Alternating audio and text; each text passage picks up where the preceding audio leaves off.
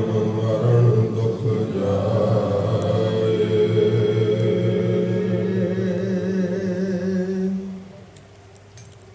सतनाम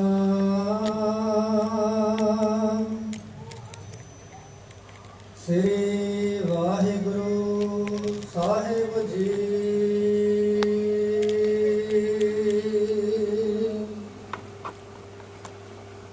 सोरठ महला पंजवा।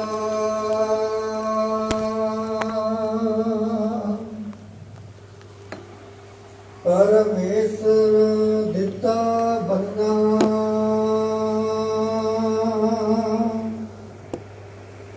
दुख रोग का डेरा पन्ना।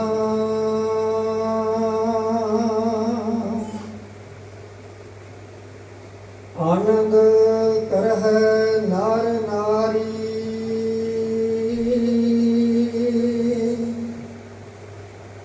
हर हर प्रभ कृपा धारी। वाहिगुरु जी का खालसा वाहिगुरु जी की फतेह। सच्चे पातशाह शबर शतर तख्त दे मालक जग की जोत संत साहिब श्री गुरु ग्रंथ साहिब जी महाराज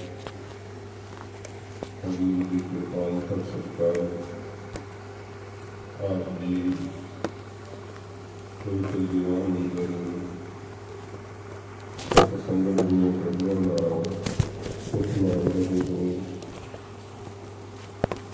सच्चे पातशाह जी मनुखा जीवन की सफलता हजूर सत्संगत के द्वारा बख्शिश करते हैं। एक मात्र एडा बड़ा साधन है जिसके नाल जीवन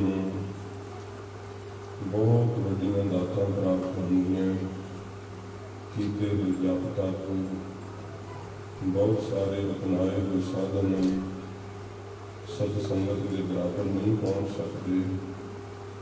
कलयुग के अंदर ये सच्चे पातशाह जी ने वाहिगुरु जी की प्राप्ति का उत्तम साधन बख्शिश किया है।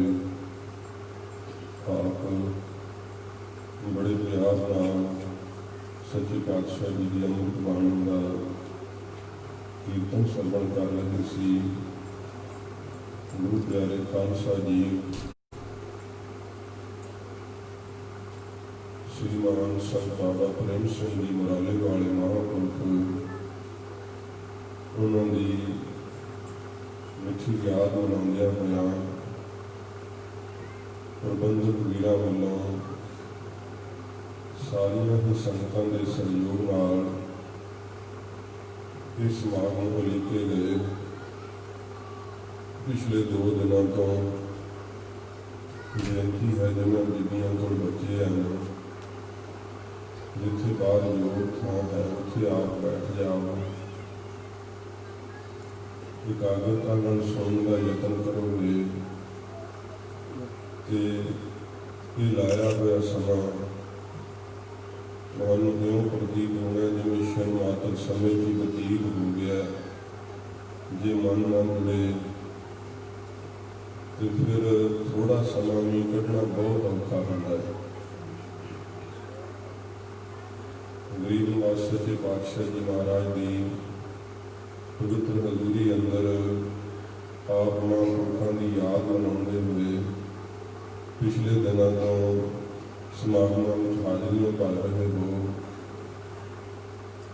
वाहिक धर्म है ये सिख धर्म जिसमें गुरु नानक साहब जी महाराज ने कीर्तन दियां धुनां तो पैदा किया है। भाई गुरदास साहब जी ने कहा मारिया शिका जगत विच नानक निर्मल पंथ चलाया। हजूर ने निर्मल उजल सिखी पंथ जिहड़ा सी संसार के अंदर प्रगट किया। गरीब निवास सच्चे पातशाह जी ने ਨਵਾਂ ਖੰਡਾਂ ਦੀ ਪ੍ਰਿਥਵੀ ਦਾ ਰਟਨ ਕਰਕੇ ਨਾਮ ਦਾ ਛੱਟਾ ਦਿੱਤਾ ਸੱਚੇ ਪਾਤਸ਼ਾਹ ਜੀ ਨੇ। ਇਹ ਸੜਦਾ ਬਲਦਾ ਕਲਯੁਗ ਭਾਈ ਸਾਹਿਬ ਨੇ ਲਿਖਿਆ, ਕਲਯੁਗ ਬਾਬੇ ਤਾਰਿਆ, ਸਤਨਾਮ ਦਾ ਚੱਕਰ ਫੈਲਾਇਆ। ਸੱਚੇ ਪਾਤਸ਼ਾਹ ਜੀ ਨੇ ਸੱਚੇ ਨਾਮ ਦਾ ਇਹੋ ਜਿਹਾ ਚੱਕਰ ਫੇਰਿਆ ਕਿ ਕਲਯੁਗ ਦੇ ਜੀਵ ਜਿਹੜੇ ਪਾਪਾਂ ਵਿੱਚ ਗ੍ਰਸਤ ਹੋ ਰਹੇ ਸੀ, ਸੱਚੇ ਪਾਤਸ਼ਾਹ ਜੀ ਮਹਾਰਾਜ ਨੇ ਉਹਨਾਂ ਨੂੰ ਮੁਕਤੀ ਦਾ ਰਾਹ ਦਿਖਾਇਆ।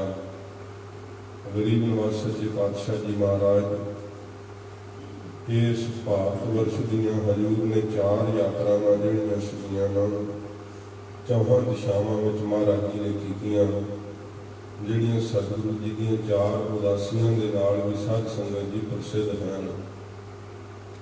ਵੱਡਾ ਨੇ ਹਜ਼ੂਰ ਦਾ ਜਸ ਕਰਦਿਆਂ ਹੋਇਆਂ ਕਿਹਾ, हे ਮਹਾਰਾਜ ਗੁਰੂ ਨਾਨਕ ਸਾਹਿਬ, ਇਹ 4 ਦਿਸ਼ਾਵਾਂ ਵੀ ਆਪ ਦਾ ਨਾਮ ਜਪਦੀਆਂ, ਉਛਲਦਾ ਹੋਇਆ ਸਮੁੰਦਰ ਵੀ ਆਪ ਦਾ ਨਾਮ ਜਪਦਾ ਹੈ। ਸਤਿਗੁਰੂ ਮਹਾਰਾਜ ਸੱਚੇ ਪਾਤਸ਼ਾਹ ਜੀ ਕਿੱਥੇ ਸਮੇਰ ਪਰਬਤ, ਕਿੱਥੇ ਸਾਧ ਸੰਗਤ ਜੀ ਤੇ ਬੰਗਲਾਦੇਸ਼ ਆਦਿਕ ਮਹਾਰਾਜ ਜੀ ਨੇ 9 ਖੰਡਾਂ ਦੀ ਪ੍ਰਿਥਵੀ ਤੇ ਵਿਚਰ ਕਰਕੇ ਜੀਆਂ ਦਾ ਭਲਾ ਕੀਤਾ। ਸੱਚੇ ਪਾਤਸ਼ਾਹ ਜੀ ਮਹਾਰਾਜ ਨੇ ਆਪਣੇ ਤੋਂ ਅੱਗੇ ਗੁਰੂ ਅੰਗਦ ਦੇਵ ਸੱਚੇ ਪਾਤਸ਼ਾਹ ਜੀ ਨੂੰ ਆਪਣੇ ਹੁੰਦਿਆਂ ਸਤਿਗੁਰੂ ਜੀ ਨੇ ਗੁਰਤਾ ਗੱਦੀ ਦਾ ਤਖਤ ਬਖਸ਼ਿਸ਼ ਕੀਤਾ। ਸੀਨੇ ਬਸੀਨੇ ਫਿਰ ਸਤਿਗੁਰੂ ਜੀ ਆਪਣੀ ਜੋਤ ਅੱਗੇ ਬਖਸ਼ਿਸ਼ ਕਰਦੇ ਹੋਏ ਗਰੀਬ ਨਿਵਾਜ ਸਤਿਗੁਰੂ ਜੀ ਨੇ ਜਦੋਂ 10ਵਾਂ ਜਾਮਾ ਧਾਰਿਆ ਹੈ, ਫਿਰ ਸਤਿਗੁਰੂ ਜੀ ਨੇ ਇਸ ਪੰਥ ਨੂੰ ਸੰਪੂਰਨ ਕੀਤਾ। ਗਰੀਬ ਨਿਵਾਜ ਨੇ ਜਿਹੜਾ ਕੀਰਤਨ ਦੀਆਂ ਧੁਨਾਂ ਤੋਂ ਗੁਰੂ ਨਾਨਕ ਸਾਹਿਬ ਜੀ ਨੇ ਪੰਥ ਪ੍ਰਗਟ ਕੀਤਾ ਸੀ, ਪੰਥ ਵਾਲੀ ਸਤਿਗੁਰੂ ਜੀ ਨੇ ਉਸ ਨੂੰ ਖੰਡੇ ਦੀ ਧਾਰ ਤੇ ਸੰਪੂਰਨ ਕੀਤਾ। ਗਰੀਬ ਨਿਵਾਜ ਸੱਚੇ ਪਾਤਸ਼ਾਹ ਜੀ ਮਹਾਰਾਜ ਨੇ ਤਖਤ ਸ੍ਰੀ ਕੇਸਗੜ੍ਹ ਸਾਹਿਬ ਵਾਲੇ ਅਸਥਾਨ ਤੇ ਹਜ਼ੂਰ ਨੇ ਜਿਸ ਵਕਤ ਪੰਥ ਦਾ ਨੀਂਹ ਪੱਥਰ ਧਰਿਆ ਸੀ, ਉਸ ਸਮੇਂ ਮਹਾਰਾਜ ਜੀ ਨੇ ਆਪਣੇ ਸ਼੍ਰੀ ਮੁਖ ਤੋਂ ਆਵਾਜ਼ ਦੇ ਕਰਕੇ ਕਿਹਾ ਸੀ, ਗੁਰੂ ਨਾਨਕ ਸਾਹਿਬ ਦੀ ਸਿੱਖੀ ਕਮਾਉਣ ਵਾਲਿਓ, ਅੱਜ ਗੁਰੂ ਨਾਨਕ ਦੇ ਦਰ ਦੇ ਉੱਤੇ ਸਿਰ ਦੀ ਲੋੜ ਹੈ, ਕੋਈ ਉੱਠੇ ਆਪਣਾ ਸਿਰ ਭੇਟ ਕਰੇ। ਕਿਸੇ ਮਹਾਰਾਜ ਜੀ ਨੇ ਜਾਤੀ ਦਾ ਨਾਮ ਨਹੀਂ ਲਿਆ, ਕਿਸੇ ਫਿਰਕੇ ਦਾ ਨਾਮ ਨਹੀਂ ਲਿਆ। ਮਹਾਰਾਜ ਜੀ ਕਹਿੰਦੇ ਮੈਨੂੰ ਸਿਰ ਚਾਹੀਦਾ ਤੇ ਕੋਈ ਉੱਠੇ ਆਪਣਾ ਸਿਰ ਭੇਟ ਕਰੇ। ਭਾਈ ਦਇਆ ਰਾਮ ਜੀ ਨੇ ਸੱਚੇ ਪਾਤਸ਼ਾਹ ਜੀ ਮਹਾਰਾਜ ਦੀ ਇਹ ਆਵਾਜ਼ ਸੁਣ ਕਰਕੇ ਹੱਥ ਜੋੜ ਕਰਕੇ ਹਜ਼ੂਰ ਦੇ ਅੱਗੇ ਸੀਸ ਭੇਟ ਕੀਤਾ ਤੇ ਉਹ 5 ਪਿਆਰੇ ਮਿੱਤਰੇ ਜਿਨ੍ਹਾਂ ਨੇ ਸੱਚੇ ਪਾਤਸ਼ਾਹ ਜੀ ਦੀ ਆਗਿਆ ਦਾ ਪਾਲਣ ਕਰਦਿਆਂ ਹੋਇਆਂ ਆਪੋ ਆਪਣੇ ਸੀਸ ਭੇਟ ਕਰਕੇ ਸੱਚੇ ਪਾਤਸ਼ਾਹ ਜੀ ਮਹਾਰਾਜ ਤੋਂ ਖੰਡੇ ਦੇ ਅੰਮ੍ਰਿਤ ਦੀ ਦਾਤ ਪ੍ਰਾਪਤ ਕੀਤੀ।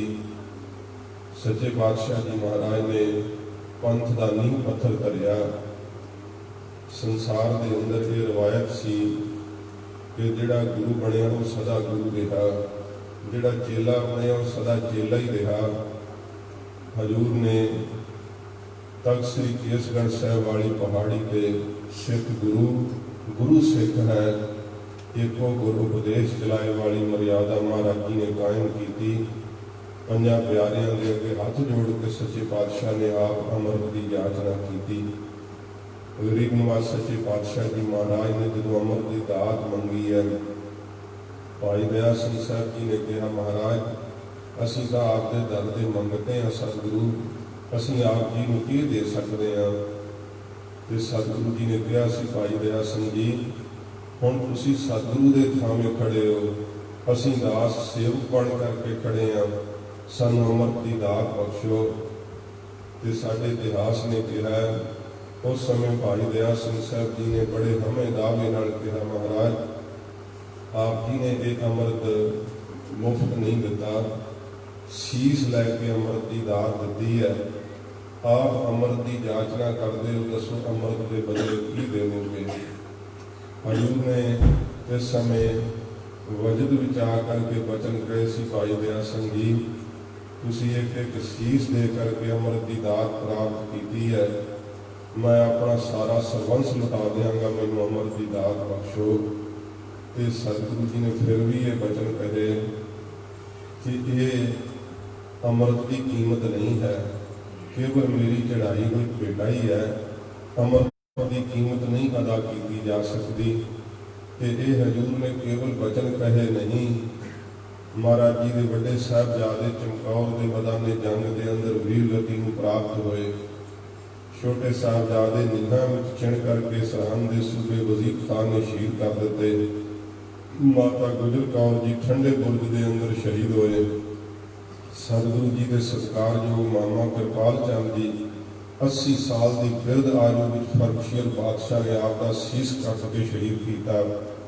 ਮਹਾਰਾਜ ਦੇ ਪੰਜੇ ਭੂਆ ਜੀ ਦੇ ਪੁੱਤਰ ਮੈਦਾਨੇ ਜੰਗਾਂ ਵਿੱਚ ਲੜਦੇ ਹੋਏ ਵੀਰਗਤੀ ਨੂੰ ਪ੍ਰਾਪਤ ਹੋਏ। ਸਤਿਗੁਰੂ ਜੀ ਦੇ ਸਤਿਕਾਰਯੋਗ ਪਿਤਾ ਗੁਰੂ ਤੇਗ ਬਹਾਦਰ ਸੱਚੇ ਪਾਤਸ਼ਾਹ ਜੀ ਦਾ ਦਿੱਲੀ ਦੇ ਚਾਂਦਨੀ ਚੌਂਕ ਵਿੱਚ ਸ਼ੀਸ਼ ਦਾ ਬਲੀਦਾਨ ਹੋਣਾ।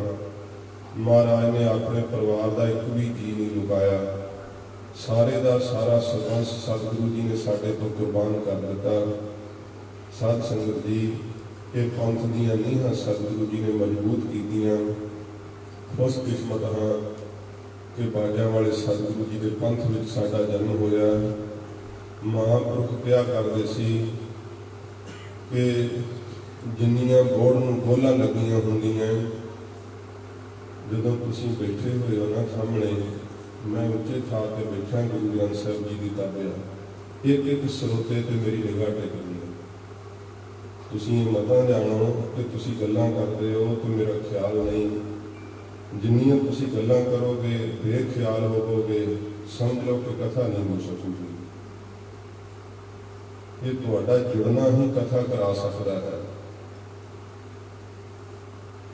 ਜੇ ਤੁਸੀਂ ਧਿਆਨ ਇਕਾਗਰ ਨਹੀਂ ਰੱਖੋਗੇ, ਆਪਣੀਆਂ ਗੱਲਾਂ ਵਿੱਚ ਕੁਸਲ ਹੋਵੋਗੇ, ਪਹਿਲਾਂ ਸਿੱਖ ਦੇਵਤਿਆਂ ਵਾਂਗ ਸਮਾਧੀਆਂ ਲਾ ਲਾ ਕੇ ਕਥਾ ਸੁਣਦੇ, ਕੀਰਤਨ ਸੁਣਦੇ, ਤੋ ਜੇ ਤੁਸੀਂ ਸਰੀਰ ਕਰਕੇ, ਬੁੱਧੀ ਕਰਕੇ ਅਗਿਆਤ ਰਹੋਗੇ, ਮੈਂ ਕਥਾ ਕਿਵੇਂ ਕਰ ਸਕੂੰਗਾ। ਸੋ ਬੇਨਤੀ ਹੈ, ਆਪ ਜੀ ਸਰੀਰ ਕਰਕੇ ਇਕਾਗਰਤਾ ਬਣਾਓ। ਫਜ਼ੂਲ ਦੀਆਂ ਗੱਲਾਂ ਤੋਂ ਇਸ ਸਮੇਂ ਸੰਕੋਚ ਕਰ ਲਓ। ਪ੍ਰਭੂ ਦੀ ਯਾਦ ਵਿੱਚ ਜੁੜਨਾ ਹੋਵੇ ਤੇ ਸੰਸਾਰ ਨਾਲੋਂ ਟੁੱਟਣਾ ਪੈਂਦਾ। ਜੇ ਕੜਾ ਪ੍ਰਸ਼ਾਦ ਦੀ ਦੇਗੀ ਤੁਸੀਂ ਲੈਣੀ ਹੈ ਨਾ, ਕੁਝ ਹੱਥ ਵਿੱਚ ਪਹਿਲਾਂ ਧਰਿਆ ਹੋਵੇ ਤੇ ਕਿਵੇਂ ਦੇਗ ਲਓਗੇ।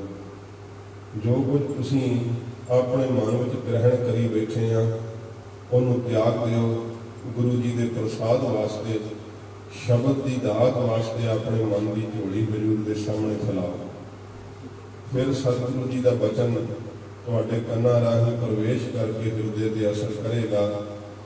ਨਹੀਂ ਤੇ ਫਿਰ ਲੰਗਰ ਛਕ ਕੇ ਮੁੜ ਗਏ, ਗੱਲਾਂ ਬਾਤਾਂ ਕਰਕੇ ਘਰ ਨੂੰ ਪਰਤ ਗਏ, ਜ਼ਿੰਦਗੀ 'ਚ ਤਬਦੀਲੀ ਨਹੀਂ ਆਉਣੀ। ਗੁਰਦੁਆਰਾ ਸਾਹਿਬ ਭਗਤੀ ਕਰਨ ਦਾ ਥਾਂ ਹੈ, ਨਾ ਕਿ ਲੰਗਰ ਛਕ ਕੇ ਗੱਪਾਂ ਮਾਰਨ ਦਾ ਥਾਂ ਹੈ। ਮੈਂ ਬਾਹਰਲੇ ਦੇਸ਼ਾਂ ਵਿੱਚ ਬਹੁਤ ਲੰਮੇ ਸਮੇਂ ਤੋਂ ਵਿਚਰਿਆ ਤੇ ਇਹੋ ਜਿਹੀ ਸਾਧ ਸੰਗਤ ਦੀ ਹਾਲਤ ਸਾਡੀ ਬਣ ਰਹੀ ਹੈ। ਅਸੀਂ ਗੁਰਦੁਆਰੇ ਸਾਹਿਬ ਆਉਂਦੇ ਹਾਂ ਤੇ ਹਰੇਕ ਸੰਡੇ ਵਿਸ਼ੇਸ਼ ਪ੍ਰੋਗਰਾਮ ਹੁੰਦੇ ਆ। ਸਭ ਨੇ ਉਦੋਂ ਹੀ ਇੱਕ ਤਰ੍ਹਾਂ ਦਾ ਮੇਲਾ ਬਣਾਇਆ ਹੋਇਆ, ਬਣ ਠਣ ਕੇ ਆਈਦਾ ਤੇ ਆਉਂਦਿਆਂ ਹੀ ਲੰਗਰ ਵਿੱਚ ਜਿਨ੍ਹਾਂ ਨੇ ਲੰਗਰ ਕਰਾਇਆ ਹੁੰਦਾ, ਉਹਨਾਂ ਨੂੰ ਪੂਰਾ ਜ਼ੋਰ ਲਾਉਣਾ ਹੁੰਦਾ ਕਿ ਲੰਗਰ ਪੱਖੋਂ ਕੋਈ ਕਮੀ ਨਾ ਰਹਿ ਜਾਏ। ਉਹਨਾਂ ਨੂੰ ਤੇਲ ਵਾਲੀਆਂ ਚੀਜ਼ਾਂ ਪੂਰੀਆਂ ਤਲੀਆਂ ਹੁੰਦੀਆਂ, ਪਕੌੜੇ, ਬ੍ਰੈਡ ਪਕੌੜੇ, ਉਹਨਾਂ ਦੇ ਅੱਧੀ ਅੱਧੀ ਤੇਲ ਦੀ ਸ਼ੀਸ਼ੀ ਜਾ ਸਮਾਉਂਦੀ ਹੈ ਇੱਕ ਬ੍ਰੈਡ ਪਕੌੜੇ 'ਚ। ਤੇ ਜਿੰਨੇ ਉਹ ਪਕੌੜੇ ਲਏ ਆ ਖਾ, ਬਰਫੀ ਲਈ ਆ ਖਾ, ਉਹਨੇ ਫਿਰ ਸੰਗਤ ਕਿੱਥੋਂ ਕਰਨੀ ਹੈ ਕੀਰਤਨ ਸੁਣਨਾ ਜਾਂ ਕਥਾ ਸੁਣਨੀ ਹੈ ਚੌਂਕੜਾ ਲਾ ਕੇ। ਇਹੋ ਜਿਹਾ ਭੋਜਨ ਖਾ ਕੇ ਤੁਸੀਂ ਸੰਗਤ ਨਹੀਂ ਕਰ ਸਕਦੇ। ਤੇ ਜਦੋਂ ਫਿਰ ਹਫ਼ਤਾ ਬਾਅਦ ਤਾਂ ਸਾਨੂੰ ਮਿਲਣ ਦਾ ਥਾਂ ਇੱਕ ਗੁਰਦੁਆਰਾ ਸਾਹਿਬ ਹੁੰਦਾ, ਉੱਥੇ ਫਿਰ ਸਾਰੀਆਂ ਚੁਗਲੀਆਂ ਵੀ ਫਰੋਲਣੀਆਂ ਹੁੰਦੀਆਂ ਕਿ ਕੌਣ ਕੀ ਕਰਦਾ ਤੇ ਕਿਹਦੇ ਨਾਲ ਕਿਹਦੀ ਈਰਖਾ ਚੱਲ ਰਹੀ ਹੈ। ਜਦੋਂ ਤੁਸੀਂ ਇਹੋ ਕੁਝ ਜਿਹਾ ਕਰਨਾ ਹੈ ਆਪਣੇ ਜੀਵਨ ਦੇ ਅੰਦਰ, ਫਿਰ ਤੁਸੀਂ ਭਾਲੋਗੇ ਕਿ ਗੁਰਦੁਆਰੇ ਸਾਹਿਬ ਤਾਂ ਬੜੇ ਗਏ ਸੀ ਤੇ ਸਾਨੂੰ ਵੀ ਬਿਮਾਰੀ ਕਿਉਂ ਲੱਗੀ ਹੈ, ਸਾਡਾ ਹੀ ਨੁਕਸਾਨ ਕਿਉਂ ਹੁੰਦਾ। ਅਸੀਂ ਤਾਂ ਗੁਰਦੁਆਰੇ ਬਾਹਲਾ ਜਾਂਦੇ ਹਾਂ, ਜਿਸ ਤਰ੍ਹਾਂ ਜਾਣਾ ਚਾਹੀਦਾ ਅਸੀਂ ਉਸ ਤਰ੍ਹਾਂ ਨਹੀਂ ਜਾਂਦੇ। ਗੁਰਦੁਆਰੇ ਸਾਹਿਬ ਆਉਣ ਦਾ ਮੰਤਵ ਕੀ ਹੈ? ਸਤਿਗੁਰੂ ਜੀ ਦੇ ਸ਼ਬਦ ਦੀ ਕਥਾ ਸੁਣਨੀ, ਹਜ਼ੂਰ ਦਾ ਸ਼੍ਰੀ ਮੁਖਵਾਕ ਸੁਣਨਾ, ਸੱਚੇ ਪਾਤਸ਼ਾਹ ਜੀ ਦੀ ਬਾਣੀ ਦਾ ਕੀਰਤਨ ਸੁਣਨਾ। ਅਸੀਂ ਸੰਸਾਰ ਦੇ ਅੰਦਰ ਇਸ ਜੀਵਨ ਨੂੰ ਇੱਕ ਹਾਸ ਰਸ ਦਾ ਹੀ ਪ੍ਰਯੋਜਨ ਸਮਝ ਛੱਡਿਆ ਕਿ ਬਸ ਖਾਣ ਪੀਣ ਤੇ ਹੱਸਣ ਵਾਸਤੇ ਹੀ ਆਏ ਹੋਏ ਹਾਂ। ਤੇ ਹਜ਼ੂਰ ਨੇ ਕਿਹਾ, ਖਾਣਾ ਪੀਣਾ ਹੱਸਣਾ ਸੌਣਾ ਵਿਸਰ ਗਿਆ ਹੈ ਮਰਨਾ, ਖਸਮ ਵਸਾਰ ਖੁਆਰੀ ਕੀਨੀ, ਤ੍ਰਿਗ ਜੀਵਨ ਨਹੀਂ ਰਹਿਣਾ। ਜਿਹਨੂੰ ਇਹ ਖਿਆਲ ਆਉਂਦਾ ਹੈ ਨਾ ਕਿ ਜੀਵਨ ਨਾਸ਼ਵੰਤ ਹੈ, ਉਹ ਫਿਰ ਮਨ ਤੋਂ ਹੱਥ ਜੋੜਦਾ ਮਹਾਰਾਜ ਜੀ ਦੇ ਅੱਗੇ, ਸੱਚੇ ਪਾਤਸ਼ਾਹ ਦੇ ਚਰਨਾਂ ਵਿੱਚ ਕਿ ਮਹਾਰਾਜ ਜੀਵਨ ਬਖਸ਼ਿਆ ਹੈ, ਕਿਰਪਾ ਕਰਕੇ ਮਹਾਰਾਜ ਜੀ ਦੀ ਕਲਿਆਣ ਦਾ ਵੀ ਕੋਈ ਮਾਰਗ ਦਿਖਾਓ, ਕੋਈ ਮਹਾਰਾਜ ਮੈਨੂੰ ਮਨ ਦੀ ਸ਼ਾਂਤੀ ਦਾ ਰਸਤਾ ਦਿਖਾਓ। ਇੱਥੋਂ ਹੀ ਸੁੱਖ ਲੱਭਣਾ ਹੈ, ਤੇ ਜਿੱਥੋਂ ਸੁੱਖ ਲੱਭਣਾ ਉੱਥੇ ਸਾਡਾ ਸਰੀਰ ਅਗਿਆਤ ਹੋ ਜਾਂਦਾ ਹੈ। ਤੁਸੀਂ ਇਹਨਾਂ ਤਰੱਕੀ ਵਾਲੇ ਦੇਸ਼ਾਂ ਵਿੱਚ ਰਹਿੰਦੇ ਹੋ, ਇਹਦਾ ਅਰਥ ਇਹ ਨਹੀਂ ਕਿ ਤੁਸੀਂ ਤਰੱਕੀ ਬੜੀ ਕਰ ਰਹੇ ਆ। ਤਰੱਕੀ ਤਾਂ ਹੁੰਦੀ ਹੈ ਜੇ ਆਪ ਦਾ ਜੀਵਨ ਜਿਹੜਾ ਮਨੁੱਖਾਂ ਵਾਲਾ ਜੀਵੀ ਹੈ। ਹਾਂ ਤਾਂ ਅਸੀਂ ਮਨੁੱਖ, ਪਰ ਜਿਹੋ ਜਿਹਾ ਸਾਡਾ ਖਾਣ ਦਾ ਢੰਗ ਹੈ, ਜਿਹੋ ਜਿਹਾ ਸਾਡਾ ਪਹਿਰਨ ਦਾ ਢੰਗ ਹੈ, ਜਿਹੋ ਜਿਹੀਆਂ ਗੱਲਾਂ ਬਾਤਾਂ ਅਸੀਂ ਕਰਦੇ ਹਾਂ, ਮਹਾਰਾਜ ਜੀ ਕਹਿੰਦੇ ਭਾਈ ਚਮੜੀ ਮਨੁੱਖਾਂ ਵਾਲੀ ਲੱਗੀ ਹੋਈ ਹੈ, ਕੰਮ ਸਾਰੇ ਪਸ਼ੂਆਂ ਵਾਲੇ ਹੈ। ਹਜ਼ੂਰ ਕਹਿੰਦੇ ਆ ਕਰਤੂਤ ਪਸ਼ੂ ਕੀ ਮਾਨਸ ਜਾਤ, ਜਾਤੀ ਤਾਂ ਮਨੁੱਖਾਂ ਵਾਲੀ ਹੈ ਪਰ ਕੰਮ ਸਾਰੇ ਪਸ਼ੂਆਂ ਵਾਲੇ ਹੈ। ਜਿਹੜਾ ਸਾਧ ਸੰਗਤ ਜੀ ਪਸ਼ੂ ਹੁੰਦਾ ਨਾ, ਕਹਿੰਦੇ ਨੇ ਕਿ ਇਹਨਾਂ ਵਿੱਚ ਕੀ ਸੁਭਾਅ ਹੁੰਦਾ ਹੈ। ਵੇਖੋ ਪ੍ਰਕਰਨ ਬਦਲਦਾ ਤੇ ਉਧਰ ਨੂੰ ਚੱਲ ਪੈਂਦਾ। ਕਥਾ ਕਰਨੀ ਆਪਣੇ ਵੱਸ ਨਹੀਂ ਹੁੰਦੀ, ਕਥਾ ਕਰਨੀ ਹੈ ਸਤਿਗੁਰੂ ਦੇ ਵੱਸ ਹੈ। ਜਿਹੋ ਜਿਹਾ ਕਿ ਤੁਸੀਂ ਸੁਭਾਅ ਬਣਾਓਗੇ ਉਹੋ ਜਿਹੇ ਪਦਾਰਥ ਅੰਦਰੋਂ ਨਿਕਲਦਾ ਆਵੇਗਾ। ਪਸ਼ੂ ਦਾ ਸੁਭਾਅ ਹੁੰਦਾ ਹੈ, ਉਹ ਸੌਂ ਲੈਂਦਾ ਹੈ, ਖਾ ਲੈਂਦਾ ਹੈ, ਭੋਗ ਲੈਂਦਾ ਹੈ, ਆਪ ਤੋਂ ਵੱਡੇ ਪਸ਼ੂ ਤੋਂ ਡਰ ਜਾਂਦਾ ਹੈ ਤੇ ਆਪ ਤੋਂ ਮਾੜੇ ਪਸ਼ੂ ਨੂੰ ਡਰਾ ਲੈਂਦਾ ਹੈ।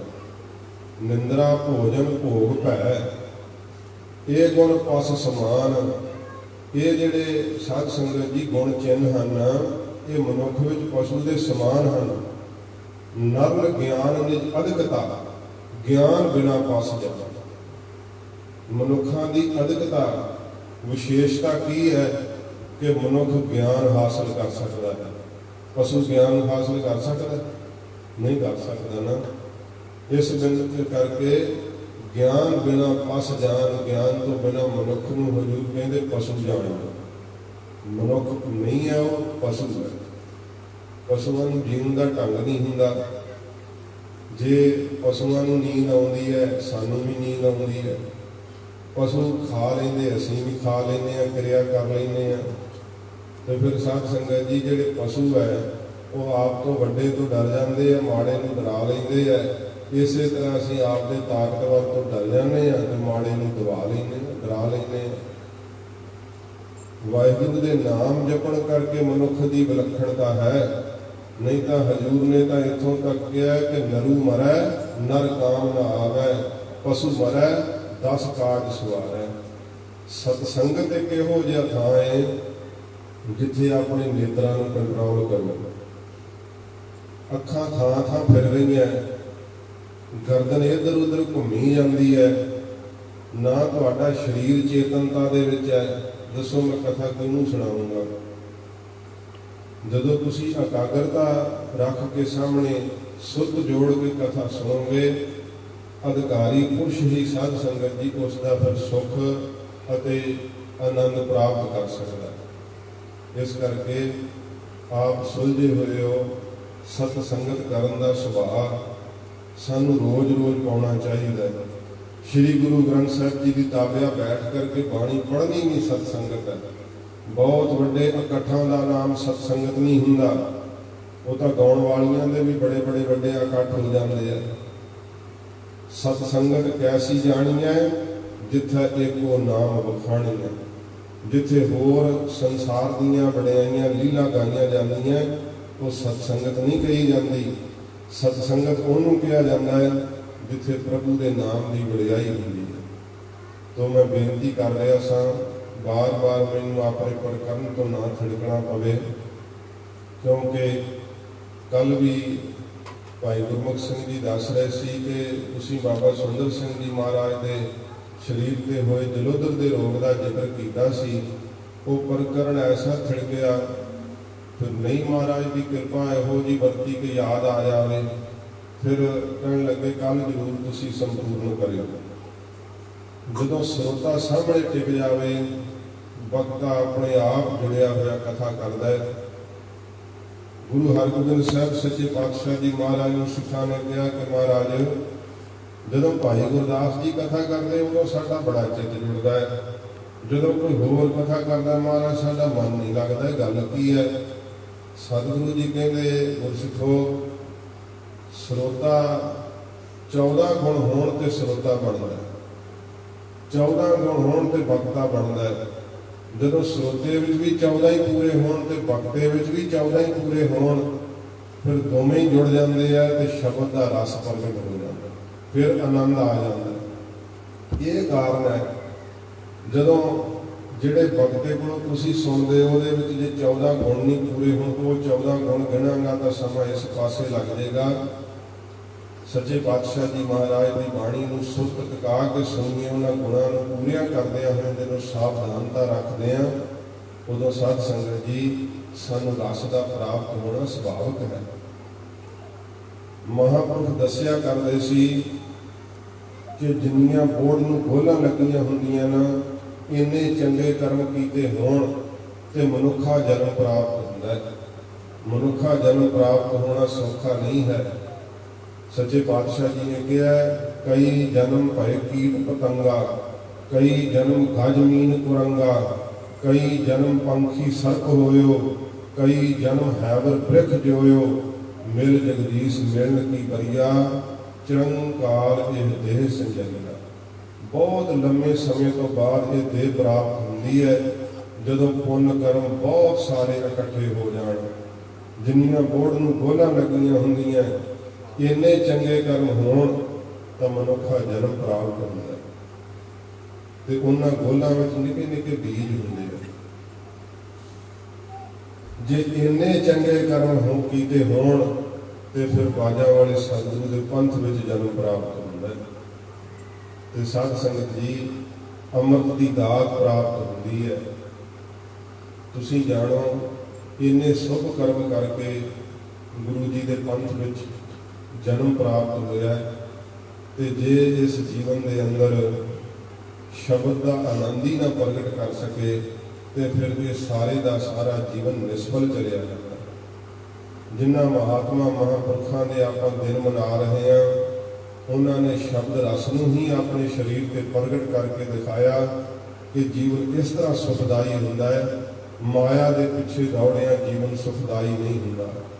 श्रीमान संत बाबा प्रेम सिंह जी मुराले वाले महापुरख जिन्होंने संत बाबा बिशन सिंह जी महाराज के कोल रह करके जिंदगी की घालना घाली, बड़िया भावें संसार के अंदर कुछ पदवियां भी प्राप्त हुई, पर फिर भी उन्होंने मन जिहड़ा सी निर्माणता सहित गुरु जी की सिक्खी वाल झुकिया रहा।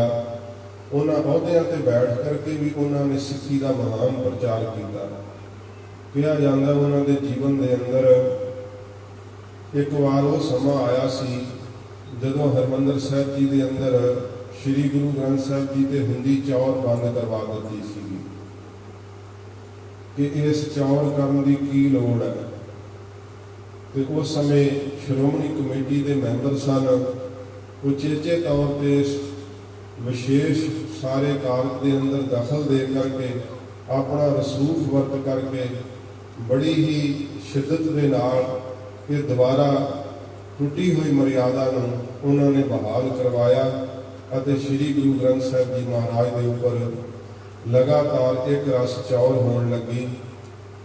हुण भावें सिंह साहिब जी ताबिया बैठे होंगे है, पर एक रस सदा वास्ते गुरु ग्रंथ साहब जी के ऊपर साध संगत जी हरमंदर साहब के अंदर चौर होंदा ही रहिंदा सी।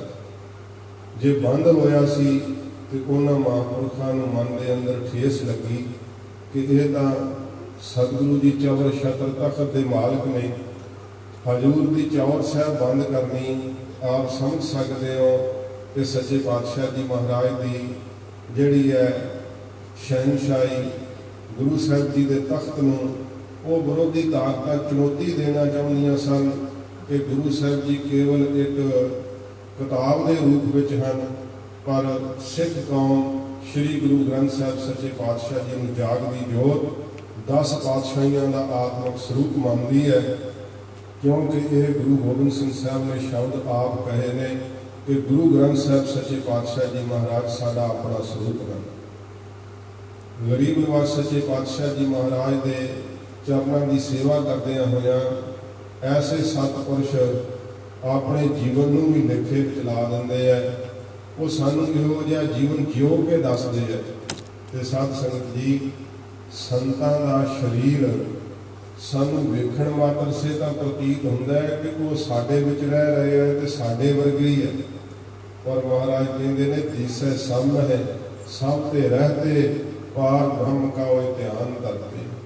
ਸਤਿਗੁਰੂ ਜੀ ਨੇ ਇਸੇ ਕਰਕੇ ਉਹਨਾਂ ਦੀ ਬਾਬਤ ਆਖਿਆ ਹੈ ਕਿ ਸੰਤਨ ਕੀ ਮਹਿਮਾ ਕਮਰ ਬਖਾਨੋ ਅਗਾਧ ਬੋਧ ਕਿਛ ਮਿਤ ਨਹੀਂ ਜਾਣੋ। ਸਤਿਗੁਰੂ ਜੀ ਨੇ ਇਹ ਬਚਨ ਕਹੇ ਨੇ ਕਿ ਸਾਧ ਕੀ ਮਹਿਮਾ ਵੇਦ ਨਾ ਜਾਣੈ ਜੇਤਾ ਸੁਣੇ ਤੇਤਾ ਬਖਿਆਨੈ। ਸਤਿਗੁਰੂ ਜੀ ਸੁਖਮਨੀ ਸਾਹਿਬ ਦੇ ਅੰਦਰ ਐਸੀਆਂ ਆਪਣੇ ਮੁਖ ਤੋਂ ਬਖਸ਼ਿਸ਼ ਭਰੇ ਬਚਨ ਕਹਿੰਦੇ ਆ ਕਿ ਭਾਈ ਜਿਹੜਾ ਸਾਧੂ ਬਣ ਜਾਂਦਾ ਹੈ ਉਹਦੀ ਮਹਿਮਾ ਕਥਨ ਨਹੀਂ ਕੀਤੀ ਜਾ ਸਕਦੀ। ਪਰ ਸਾਧੂ ਦੇ ਕੁਝ ਲੱਛਣ ਹੁੰਦੇ ਆ, ਸਾਧੂਆਂ ਦੀ ਕੁਝ ਨਿਸ਼ਾਨੀਆਂ ਹੁੰਦੀਆਂ। ਦਾਵਾ ਤਾਂ ਹਰ ਕੋਈ ਕਰ ਦਿੰਦਾ ਮੈਂ ਸਾਧੂ ਹਾਂ, ਪਰ ਸਤਿਗੁਰੂ ਜੀ ਕਹਿੰਦੇ ਨੇ ਮੰਤਰੰ ਰਾਮ ਰਾਮ ਨਾਮੰ ਧਿਆਨੰ ਸਰਬਤਰ ਪੂਰਣੈ। ਇਹ ਸਾਧੂ ਦਾ ਲੱਛਣ ਹੈ, ਉਹਦੇ ਮੁਖ ਤੇ ਰਾਮ ਦਾ ਨਾਮ ਰਹਿੰਦਾ ਹੈ। ਵਾਹਿਗੁਰੂ ਨਾਮ ਸਾਧੂ ਨੂੰ ਕਦੇ ਨਹੀਂ ਵਿਸਰਦਾ, ਕਦੇ ਨਾਮ ਨਹੀਂ ਭੁੱਲਦਾ। ਤੇ ਸੱਚੇ ਪਾਤਸ਼ਾਹ ਜੀ ਮਹਾਰਾਜ ਕਹਿੰਦੇ ਨੇ ਕਿ ਉਹਨਾਂ ਦਾ ਇਹ ਸੁਭਾਅ ਬਣ ਜਾਂਦਾ ਹੈ, ਸਾਰਿਆਂ ਦੇ ਅੰਦਰ ਉਹ ਪਰਮੇਸ਼ਰ ਨੂੰ ਵੇਖ ਕਰਕੇ ਇੱਕ ਰਸ ਧਿਆਨ ਟਿਕਾਈ ਰੱਖਦੇ। ਉਹਨਾਂ ਨੂੰ ਆਪਣੇ ਤੋਂ ਦੂਸਰਾ ਕੋਈ ਵੱਖਰਾ ਭਿੰਨ ਪ੍ਰਤੀਤ ਨਹੀਂ ਹੁੰਦਾ। ਜੇ ਕੋਈ ਬਾਹਲਾ ਪਖੰਡ ਦਿਖਾਵੇ ਨਾ ਤੇ ਅੱਜ ਕੱਲ੍ਹ ਦੇ ਸੰਸਾਰ ਵਿੱਚ ਉਹਨੂੰ ਵੱਡਾ ਸੰਤ ਮੰਨਦੇ। ਸਾਦਗੀ ਵਾਲਿਆਂ ਨੂੰ ਤਾਂ ਸੰਤ ਮੰਨਦੇ ਹੀ ਨਹੀਂ। ਜਿਹੜੇ ਸਾਦਗੀ ਬਾਬਤ ਸਤਿਗੁਰੂ ਜੀ ਨੇ ਕਿਹਾ ਜਿਨ ਪਟ ਅੰਦਰ ਬਾਹਰ ਉਦੜ ਤੇ ਭਲੇ ਸੰਸਾਰ ਤਿਨ ਲਿਹੋ ਲੱਗਾ ਰੱਬ ਸੇਤੀ ਦੇਖਣੇ ਵਿਚਾਰ। ਜਿਨ੍ਹਾਂ ਦੀ ਬਾਬਤ ਸਤਿਗੁਰੂ ਜੀ ਨੇ ਸ਼ਬਦ ਕਹੇ ਹੈ ਉਹਨਾਂ ਨੂੰ ਕੌਣ ਸੰਤ ਮੰਨਦਾ? ਤੇ ਪਰ ਸੰਤ ਨੂੰ ਇਹ ਲੋੜ ਨਹੀਂ ਹੁੰਦੀ ਕਿ ਮੈਨੂੰ ਕੋਈ ਸੰਤ ਮੰਨੇ। ਉਹਨੂੰ ਇੱਛਾ ਨਹੀਂ ਹੁੰਦੀ ਕਿ ਬਹੁਤ ਸਾਰੇ ਲੋਕ ਮੇਰੇ ਪਿੱਛੇ ਹੋਣ ਤੇ ਫੇਰ ਹੀ ਸੰਤਗਿਰੀ ਪ੍ਰਗਟ ਹੋ ਸਕਦੀ ਹੈ।